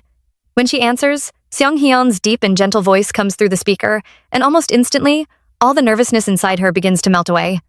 Instead of talking about work or asking serious questions, he playfully asks her to stay on the line just a little longer because he simply wants to hear her voice. It is such a small request, yet it carries more warmth than she ever expected. Before she can even recover from that surprise, he quietly drops another one. He is already outside the cafe, looking directly at her. Suddenly, the distance between them disappears, and the moment feels strangely unreal. Then comes the final surprise. With a teasing smile in his voice, Song-hyun gives her one simple condition. If she walks outside to meet him right now, she has to stay with him for the rest of the day because he has absolutely no intention of letting her go. Wow, what a move. The playful words sound light, but Yeonwoo understands just how much they truly mean. She knows that getting involved with a man like Executive Director Nam Seong-hyun could completely change the direction of her life. It is not a decision she can take lightly. Choosing to walk toward him means stepping into a future filled with uncertainty, powerful enemies, painful family secrets, and challenges she cannot even imagine yet. Not long ago, she would have turned around and run away without thinking twice. Fear would have made the decision for her, but this time is different. This time, she looks straight at him without lowering her eyes. She takes one deep breath, gathers every bit of courage she has found along her journey, and steps forward without the slightest hesitation. She no longer chooses fear. She chooses to move ahead, even without knowing what tomorrow will bring. For the first time, instead of running from her future, our girl walks directly toward it, placing her trust in fate and taking another brave step beside the man whose gentle voice has slowly become the safest place in her heart. As the golden sun begins to set over the city, casting a warm, glowing light across the streets, Seong-hyun and Yeonwoo walk side by side along the quiet pavement. But while the setting is picture-perfect, there is an undeniable tension hanging in the air. Our girl is clearly hesitant, her mind racing as she realizes just how close they are getting to the workplace. She stops in her tracks and looks up at him, nervously pointing out that they are right near the office. What if one of the employees sees them together? Seong-hyun, looking effortlessly calm and collected as always, just glances down at her. But inside her head, a battle is raging. Yeonwoo realizes she has always been the type to act first and regret things later. Yet, deep down, an instinct tells her that letting this man go right now would bring a sadness far deeper than any fear she holds. That subtle fear of losing him is the exact push her legs need to keep moving forward. Before long, they hop into his car, pulling away as the headlights cut through the evening gloom. Sitting side by side in the front seat, the atmosphere is quiet until he breaks the silence, casually asking what was running through her mind back at the cafe when she seemed so lost in thought. Shyly, she admits that she was thinking about him, which instantly brings a faint, satisfied smile to his face as he admits he's glad. Knowing they've traveled all this way, he suggests getting a bite to eat first and asks what she would like. Being her usual modest self, she mentions she isn't picky and will eat anything, but eventually confesses that Korean food is her favorite. Without hesitation, he steps on the gas pedal. Korean food. It is. As the car speeds toward their destination, our girl can't help but feel as though she has been pulled right into a movie with an unknown ending. She has no idea what the next scene will bring or where this path will take them, but one thing is painfully clear. Like all movies, it will eventually come to an end. They arrive at a cozy, traditional Korean restaurant. An older woman wearing an apron greets them warmly, bringing out a delicious tray of home-cooked food and promising to bring more. For a split second, our girl freezes, completely stunned by the woman's dialect and appearance because she reminds her so much of Manager Moon, right down to being from Moksan County. To help ease the tension, our boy suggests having a drink, and she eagerly agrees. Honestly, she was struggling so hard to stay composed while sober, so a little alcohol feels like the absolute perfect fix right now. As she pours them drinks and digs into the delicious spread, she opens up, admitting her surprise at him bringing her to a place like this. She had always pictured a high-ranking executive director like him only dining at ultra-fancy, high-end restaurants. Smiling at her cute assumption, he teasingly calls her biased, explaining that his uncle actually introduced him to this cozy spot over 10 years ago. Plus, since the owner is hard of hearing, it It allows them to talk completely comfortably without worrying about eavesdroppers. The mood grows softer as she quietly confesses that back at the cafe, she honestly expected him to just send her home. She asks if he was surprised when she came out to follow him. With absolute sincerity, he tells her he was actually happy. Her eyes soften as she shares how much his constant support has meant to her. Every single time he backed her up, she felt a flicker of happiness, slowly leaning on him more than she even realized. But then, a burning question comes to the surface. She gathers her courage and asks why. Why is he doing all of this for her? Anyone in her position would find his intense care and attention completely overwhelming and strange. He takes a slow breath, admitting that he has spent a lot of time searching for that answer himself. At first, he thought his eyes were simply drawn to her melancholic vibe, but when she suddenly begged to work at Domyoungjae, he couldn't help but wonder about her desperate reasons. Then, every time their paths crossed, he found himself wanting to know her name, her age, and everything about her. It even annoyed him to see how easily she smiled around Hyunwook while freezing up around him. He looked at her deeply, explaining that she had made him smile and made his heart ache. Maybe it was just a foolish male instinct to protect her, or maybe she was simply a place for him to pour his heart into. But to label it as just that wouldn't be true, because now, his entire day is completely consumed by her. It is impossible to explain in a single sentence. All he knows is that the more he learns about her, the more he wants to know. And rather than seeing her cry, he just wants to make her smile, because she looks so much prettier when she does. With a gentle smirk, he asks if that finally answers her question, before suggesting they step outside for some fresh air. Walking together under the cool night sky, the breeze blows softly around them. Our girl reflects on her life, realizing she has never been greedy for things she couldn't have, and she certainly never expected a person to become that something. But to have what you want standing right in front of you, while only being allowed to look, is absolute torture. Yet, surprisingly, reaching this point with him hasn't felt bad at all. In fact, she has enjoyed every second of it. Suddenly, he stops, turns to her, and asks if they should finally make a real decision about their relationship. Panic and doubt flicker in her eyes as she nervously fidgets, confessing that she just isn't confident about where this could go. But our boy steps up masterfully. He grabs her hand, leaning in close, and admits that he isn't confident either, which is exactly why he is going to try. He reminds her of the harsh reality waiting for them. His aunt is looking for a marriage prospect for him, and at Domyoungjae, his aunt's word is law. So for the sake of their ending, he tells her to either find some real courage or just be completely shameless and try something with him, because at the end of the day, he wants them to move in a good direction. The only way they'll ever know if they are true destiny or just a passing fling is if they take that leap together. His voice echoes in her heart like the sweet wind chimes of a mountain temple. They are standing in a heavy, fragile moment, a moment where no one can easily smile, and where they can't softly speak of love or sing. But looking into his eyes, she finds her answer. She promises to try, asking him to take good care of her. And just like that, right then and there, their real story officially begins. Behind closed doors, a fierce argument erupts, and the stakes could not be any higher. Out of nowhere, Lim Soo-gwan demands that his niece marry Seong Haeon. The room is filled with disbelief, and all he gets in return is a bitter laugh because the idea of Seong Haeon marrying into that family sounds completely ridiculous. But the conversation takes a shocking turn. Executive Director Nam has to get married sooner or later anyway, so this unexpected proposal might actually solve a problem. Even so, the thought of becoming in-laws with a former chauffeur leaves a bitter taste. Then the painful truth comes crashing down. That very same former chauffeur is the reason the CEO holds his current power, and now everyone in Seolyang bows to his every word. The hypocrisy becomes impossible to ignore. In the end, everyone knows it is much safer to give him what he wants than to spend the rest of their lives worrying about what trouble he might cause next. Unless someone finally finds the courage to turn themselves in, following his demands is the only path left. Meanwhile, the mood could not be more different outside the restaurant. After enjoying a wonderful meal together, our couple steps into the cool night with a sweet and playful atmosphere between them. Just then, the elderly restaurant owner calls out loudly, asking about her aching back before teasing our boy by wondering if he finally brought a girl because he got married. Seong Hyun can only smirk as he calmly explains that he is not married yet. Satisfied with the answer, the owner warmly wishes them happiness before they head off. Outside, under the glowing nightlights, Yeonwoo is feeling a little tipsy and struggles to keep her balance, naturally leaning against him as they walk. Without hesitation, Seong Hyun gently supports her, then playfully tells her to wake up because it is time to come with him. With a teasing smile, he gives her two choices, his place or a hotel. Our girl immediately panics, her face turning bright red as she hurriedly explains that she really has to go home today. Seong Hyun cannot resist teasing her and asks if that means they are going to her place instead. She frantically waves both hands, quickly shutting that idea down.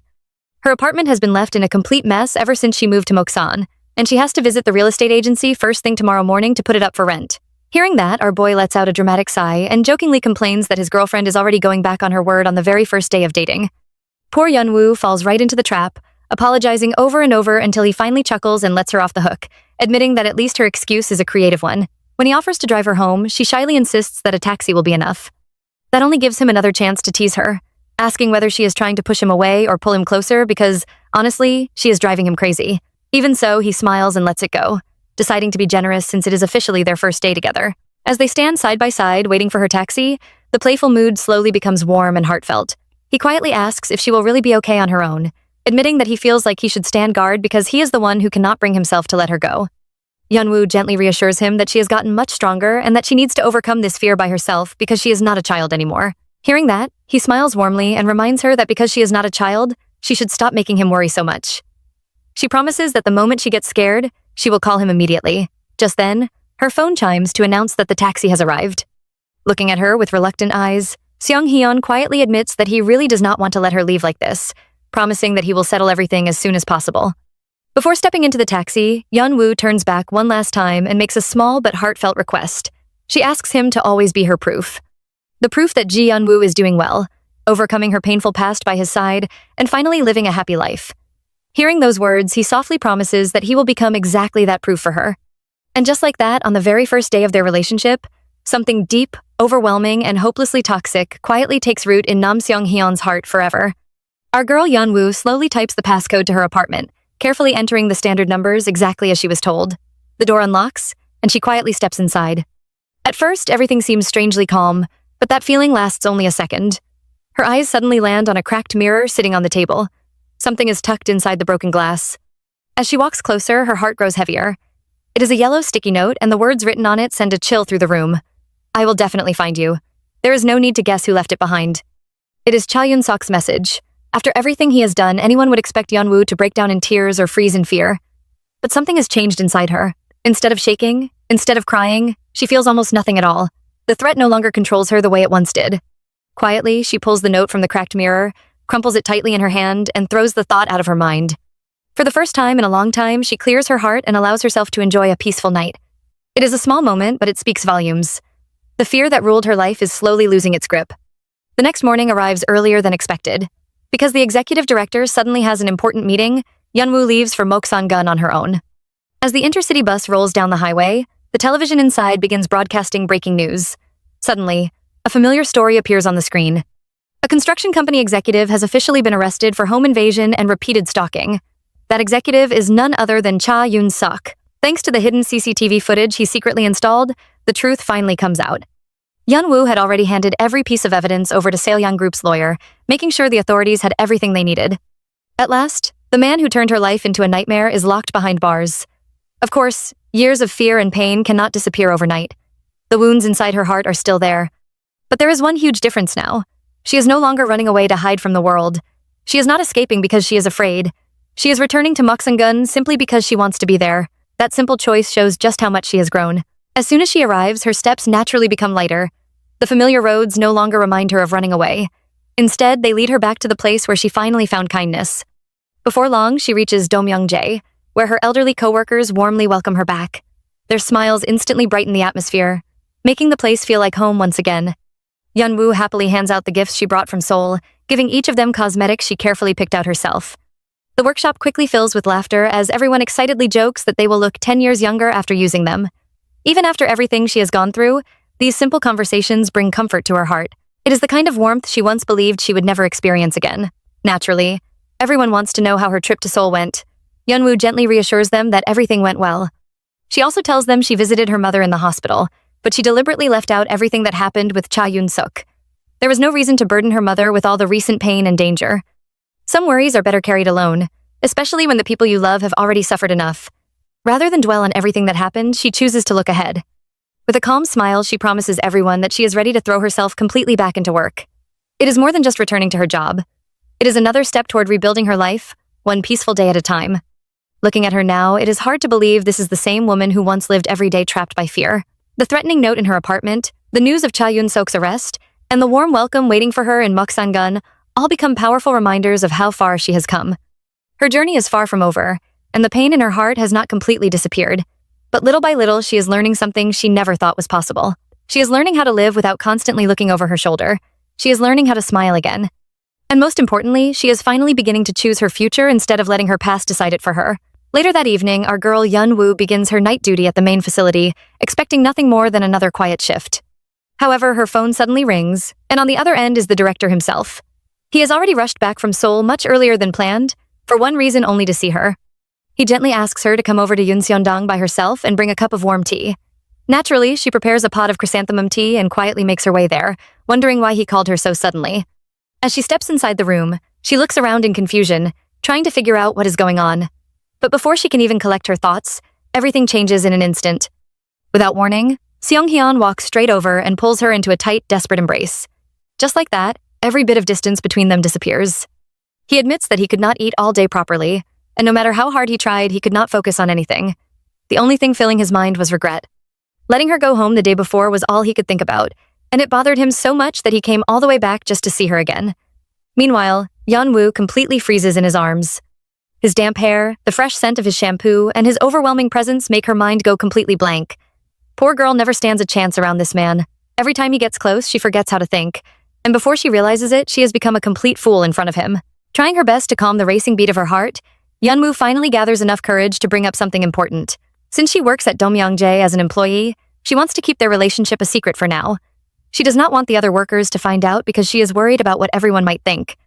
Thankfully, Seong-hyun does not argue or make things difficult. Instead, a gentle smile appears on his face as he happily agrees. If keeping their relationship secret is what his lover wants, then he is more than willing to accept it. For a brief moment, it feels like everything has settled down peacefully. But honestly, if you thought that was the end of the conversation, think again.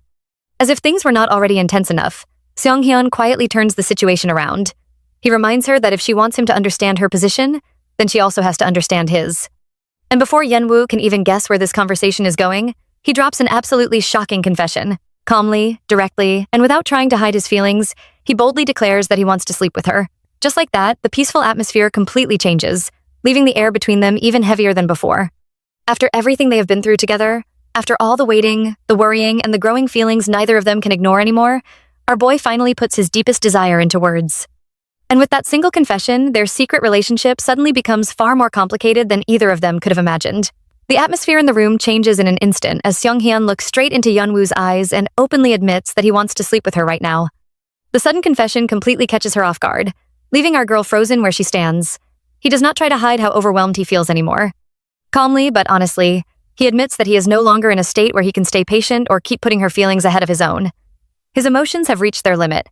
Slowly, he brushes a few strands of hair away from her face and softly calls her by name before letting out a quiet complaint. She never once told him that she missed him, and she did not even make a single phone call. Hearing that, Yeon-woo's expression immediately softens. She shyly admits that she truly did miss him every single day.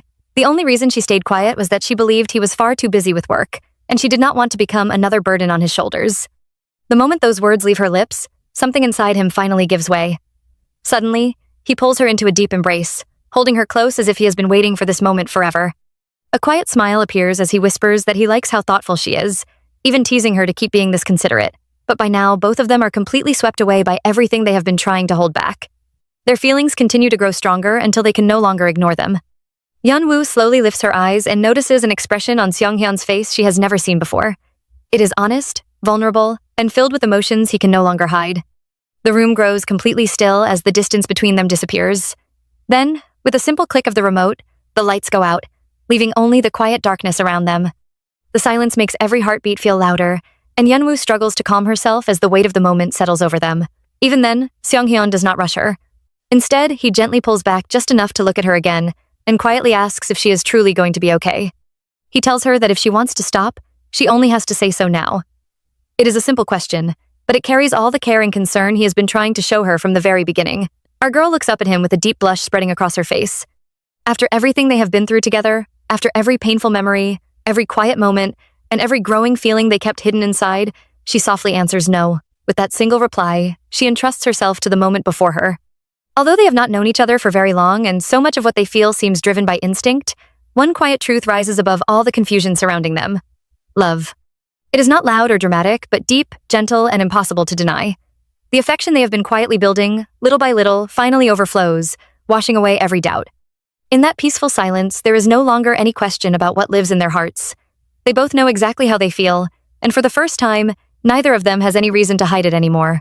Meanwhile, as the first light of morning slips into the room, reality comes crashing back.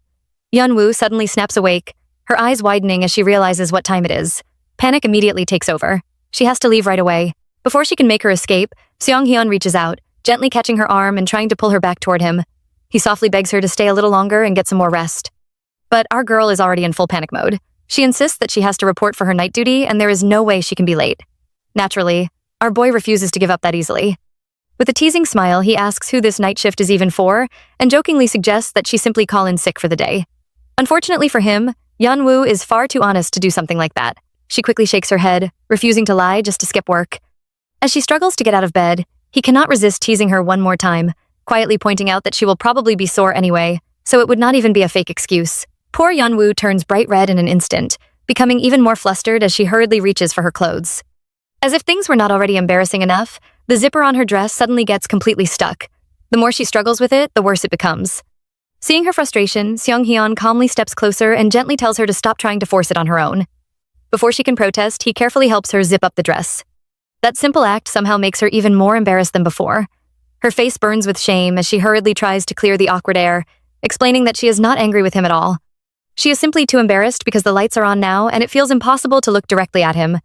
Just when she thinks the situation cannot get any more overwhelming, he takes another step closer. Looking at her with complete sincerity, he quietly asks why they even have to keep their relationship a secret. He admits how frustrating it feels, wondering if they should just tell Manager Moon everything so they can spend time together without constantly hiding. Then, with an almost desperate smile, he begs her to save his life before he completely loses his mind because of her. His only request is surprisingly simple. From now on, he wants her to speak to him more casually. Faced with that intense gaze, Yeon-woo can barely force out a few broken words before her courage completely disappears. Without wasting another second, she quickly slips out the door, leaving our boy behind. The room falls silent once again as Seong-hyun slowly leans back against the furniture and lets out a long, heavy sigh. At that moment, one thing becomes painfully clear to him. Loving Ji Yeon-woo no longer feels like something he can control. It has become a powerful addiction, one that grows stronger every single day and is slowly driving him completely crazy. The next morning, the sun rises peacefully, but over at the estate, our girl Yeon-woo is fighting for her life. The first thing on her mind is not breakfast or work. No, she is desperately trying to hide the obvious mark left on her neck. After panicking for who knows how long, she finally covers it with a large patch, hoping nobody will notice. Unfortunately, her plan falls apart almost immediately. One of her coworkers spots it right away and asks if she is sick or if she got hurt somewhere.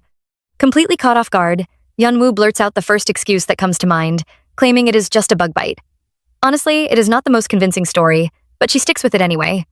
Thankfully, the older staff member simply laughs, warning her that the mountain bugs around the estate are no joke and that she should take good care of it. Just like that, our girl breathes a tiny sigh of relief, thinking she has somehow escaped disaster. But that relief lasts only a few moments. As everyone gathers for breakfast, Seong-hyun calmly takes his seat at the table, and before anyone can relax, he notices the patch on Yeon-woo's neck. He pauses in the middle of eating, glances straight at it, and casually asks whether she put ointment on her bug bite and if it still stings. The room stays perfectly normal for everyone else, but for Yeon-woo, it feels like the entire world suddenly stops spinning. She freezes on the spot, her mind going completely blank as she fumbles over her words, unable to give a proper answer. Seeing her hesitate, the coworker lightly swats her shoulder and reminds her to answer properly whenever the director asks a question. Poor Yeon-woo can do nothing except lower her head in complete embarrassment, wishing the ground would open up and swallow her whole. Meanwhile, our boy quietly hides a satisfied little smirk to himself. In his mind, he cannot help imagining how shocked she must have been when she discovered the mark that morning. Instead of feeling guilty, however, another mischievous thought quietly slips into his head. He starts wondering where he should leave the next one so she will not be able to cover it up. And just like that, while everyone else enjoys an ordinary breakfast, these two are secretly fighting an entirely different battle, making their hidden relationship even more thrilling and much harder to keep a secret. Just when our couple finally gets a little breathing room, everything is thrown into chaos. News suddenly arrives from the main house that sends a chill through the entire estate. Chairman Nam Yoon-young is on her way to Domyangjae. The moment Seong-hyun hears those words, his appetite disappears completely. He already knows exactly why his aunt is coming. This is not some friendly family visit. She is coming to pressure him into a political marriage, and he has no intention of letting her catch him unprepared. Without wasting a second, he immediately orders Manager Moon to contact Hyun-wook and get him to Domyangjae before the chairman arrives. Our boy is determined to stay one step ahead because he knows this meeting is going to be anything but peaceful. Meanwhile, the story shifts to a dark secret buried deep in the past, revealing how everything begins with one man's desperate choice. Years ago, Im Soo-gwon was nothing more than the chairman's chauffeur, living an ordinary life with very little money. But after the birth of his child, an overwhelming fear takes over him. He cannot bear the thought of passing poverty down to his newborn, and instead of fighting honestly, he chooses the darkest path possible. He makes a deal with the devil. Fully aware that innocent lives could be lost, he deliberately sabotages the chairman's vehicle, gambling everything for a huge payout. That single decision changes his entire life forever. Using blood-stained money, he flees overseas, buys fake academic degrees, and later returns to Korea with a brand new identity. Little by little, he climbs the political ladder until he becomes a respected city councilman. On the surface, he now enjoys wealth, influence, and luxury. But underneath all that success lies the ugly truth that every step is built on betrayal. As if that were not enough, Im Soo-gwon now has another plan in motion. He calls his niece over and informs her that he has already arranged a marriage for her. At first, she reacts with complete annoyance. She assumes the executive director of Seoulyoung Construction must be some old, boring businessman, and she has absolutely no interest in the idea. But then everything changes in an instant. The moment he shows her a photograph of Nam Seong-hyun, her entire attitude flips upside down. The complaints disappear immediately, replaced by complete shock. Staring at his picture, she is clearly captivated by his appearance, and before anyone can say another word, greed takes over. With a confident smile, she boldly declares that she will make this marriage happen no matter what. Just like that, another dangerous player enters the game, and the pressure surrounding Seong-hyun grows even heavier. While he is busy protecting the woman he truly loves, powerful people are already moving pieces behind the scenes, treating his future like nothing more than a political bargain. And honestly, it feels like the real battle is only just beginning. At the news of Chairman Nam Yoon-young's arrival, the entire staff finishes a massive spring cleaning, and a different kind of tension from before permeates Domyongjae. The head staff member barks out orders, telling everyone to stand in a straight line and instructing Eunja to bring out the food as soon as the chairman goes in, while our girl Ji Yeon-woo nervously responds. Suddenly, the grand wooden doors swing open as Chairman Nam steps inside, greeted respectfully by the lining staff. Walking in with absolute authority, she immediately complains about the vehicle driveway being messy. Manager Moon promises to call personnel and have it cleaned up right away. Still, the chairman demands even more, ordering them to pave the sidewalk, clear out all surrounding trees, make everything neat, check what time Executive Director Nam gets off work, and notify him of her presence. As Manager Moon leaves to pass on the message, our girl pours tea for the chairman. The chairman stares closely at her and asks if they have met somewhere before. Yeon-woo is taken aback, but the chairman notes that she looks familiar and does not have a common face, demanding to know her name. Yeon-woo introduces herself, and the chairman taps her fingers thoughtfully, recognizing the name Ji Yeon-woo and associating it with Namseol Industrial Development. Analyzing the situation, the chairman remembers how the contract was terminated and how the pieces roughly fit together, wondering if Executive Director Nam really went that far just for one woman. Right as she begins to ask Yeon-woo directly if she is that person, Hyun-wook suddenly bursts into the room, complaining loudly to his aunt about barely stepping on Okinawan soil before having to come back, all while his cousin suffers alone. The chairman tells him to cut the privileged whining, but Hyun-wook notices Yeon-woo, happily greeting her as a friend. Surprised, the chairman asks if they know each other, and Hyun-wook smiles, explaining that she is his friend. The chairman notes that Executive Director Nam has always been fiercely protective of his younger cousin, then announces that she will head to the main house and asks to be informed when Executive Director Nam arrives. As she leaves, she coldly warns Hyun-wook not to call just anyone his friend, stating that being from the same place does not make them equal friends and that he should call her a classmate instead. Hyun-wook defends their friendship, but as the chairman exits, he turns to Yeon-woo to reassure her, telling her not to mind his aunt since she is naturally cold to everyone except his cousin. Yeon-woo politely replies that it is okay and offers to clean up the area, leaving Hyun-wook to watch her walk away, realizing that this situation seems like it is going to be a big problem. Later, the meal is finished, and tea is brought out as Executive Director Nam Seong-hyun sits down with his aunt. Seong-hyun directly cuts to the chase, prompting her to get to the main point, and she remarks that he is as sharp as a ghost. She brings up an assemblyman named Im Soo-gwon, describing him as an old acquaintance of his uncle, a city councilman who will be entering the National Assembly soon, and a person of integrity and a patriot. She reveals that there is a niece in his family whom she wants Seong-hyun to meet. She explains that while it might seem sudden, it is something he has to do eventually, reminding him that his uncle, his father, and even she met their spouses through the influence of the elders. Since she is now the most senior elder of Domyongjae, she trusts he will follow her lead. Seong-hyun reflects on how he always knew his aunt would recommend a suitable marriage prospect someday, ending up in an ordinary arranged marriage just like every chaebol family, and he never thought he could avoid it. He had even considered appropriately complying until he met Yeon-woo.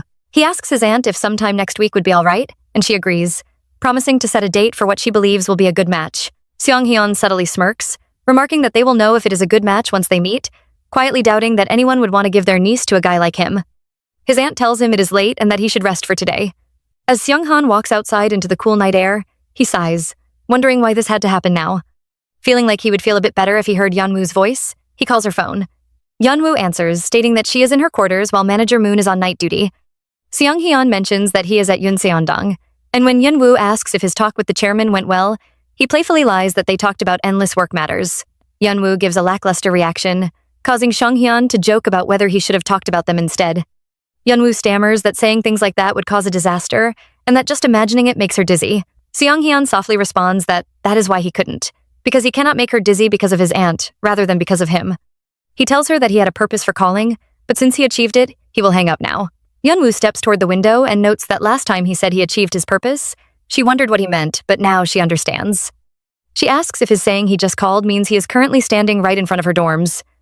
Seong-hyun pauses in place, pleasantly surprised, as Yeonwoo teases him for being quite good at lying. Caught red-handed, Seong-hyun flusters and asks how she knew he was there. Yeonwoo reveals that she saw a handsome man standing outside when she went to close the curtains.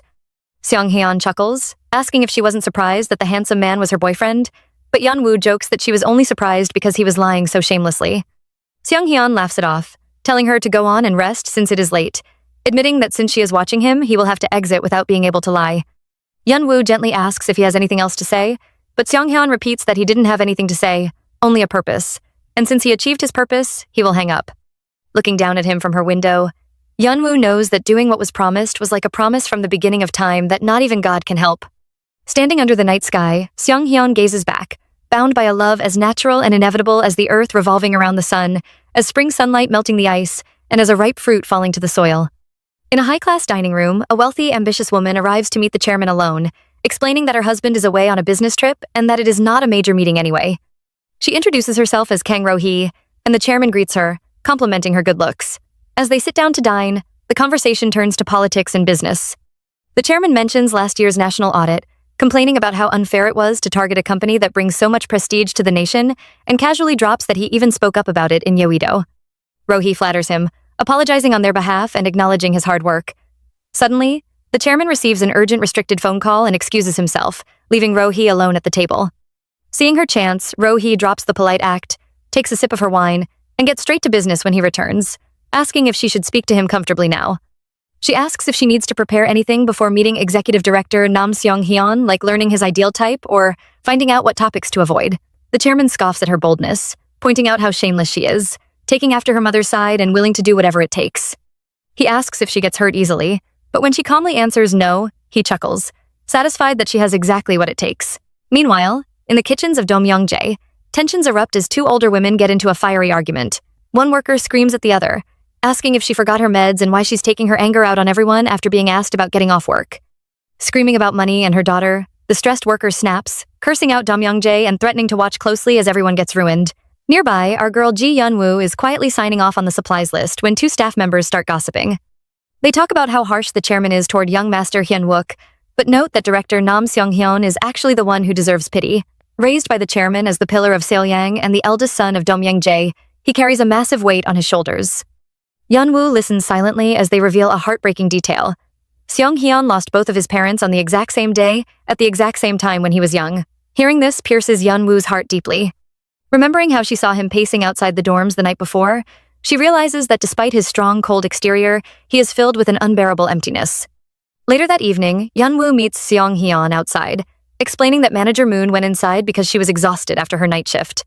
Seong-hyun, knowing Manager Moon's work ethic, points out that she isn't the type to just leave because she's tired, teasing Yeonwoo for building so much trust with her.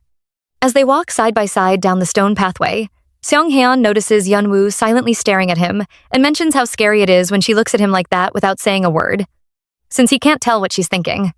Yeonwoo admits she was wondering if he was in the middle of achieving his purpose, to which he playfully agrees. Suddenly, Seong-hyun reaches out and gently grabs her hand. He looks at her softly and says that the path to Yunseondong looks a bit far and dark, so he needs Yeonwoo to guide the way. Smiling warmly, our girl tells him to follow her closely since it's so dark out. But right as they reach their destination and Yeonwoo turns to tell him they've arrived, Seong-hyun suddenly pulls her in, pressing her against the wall.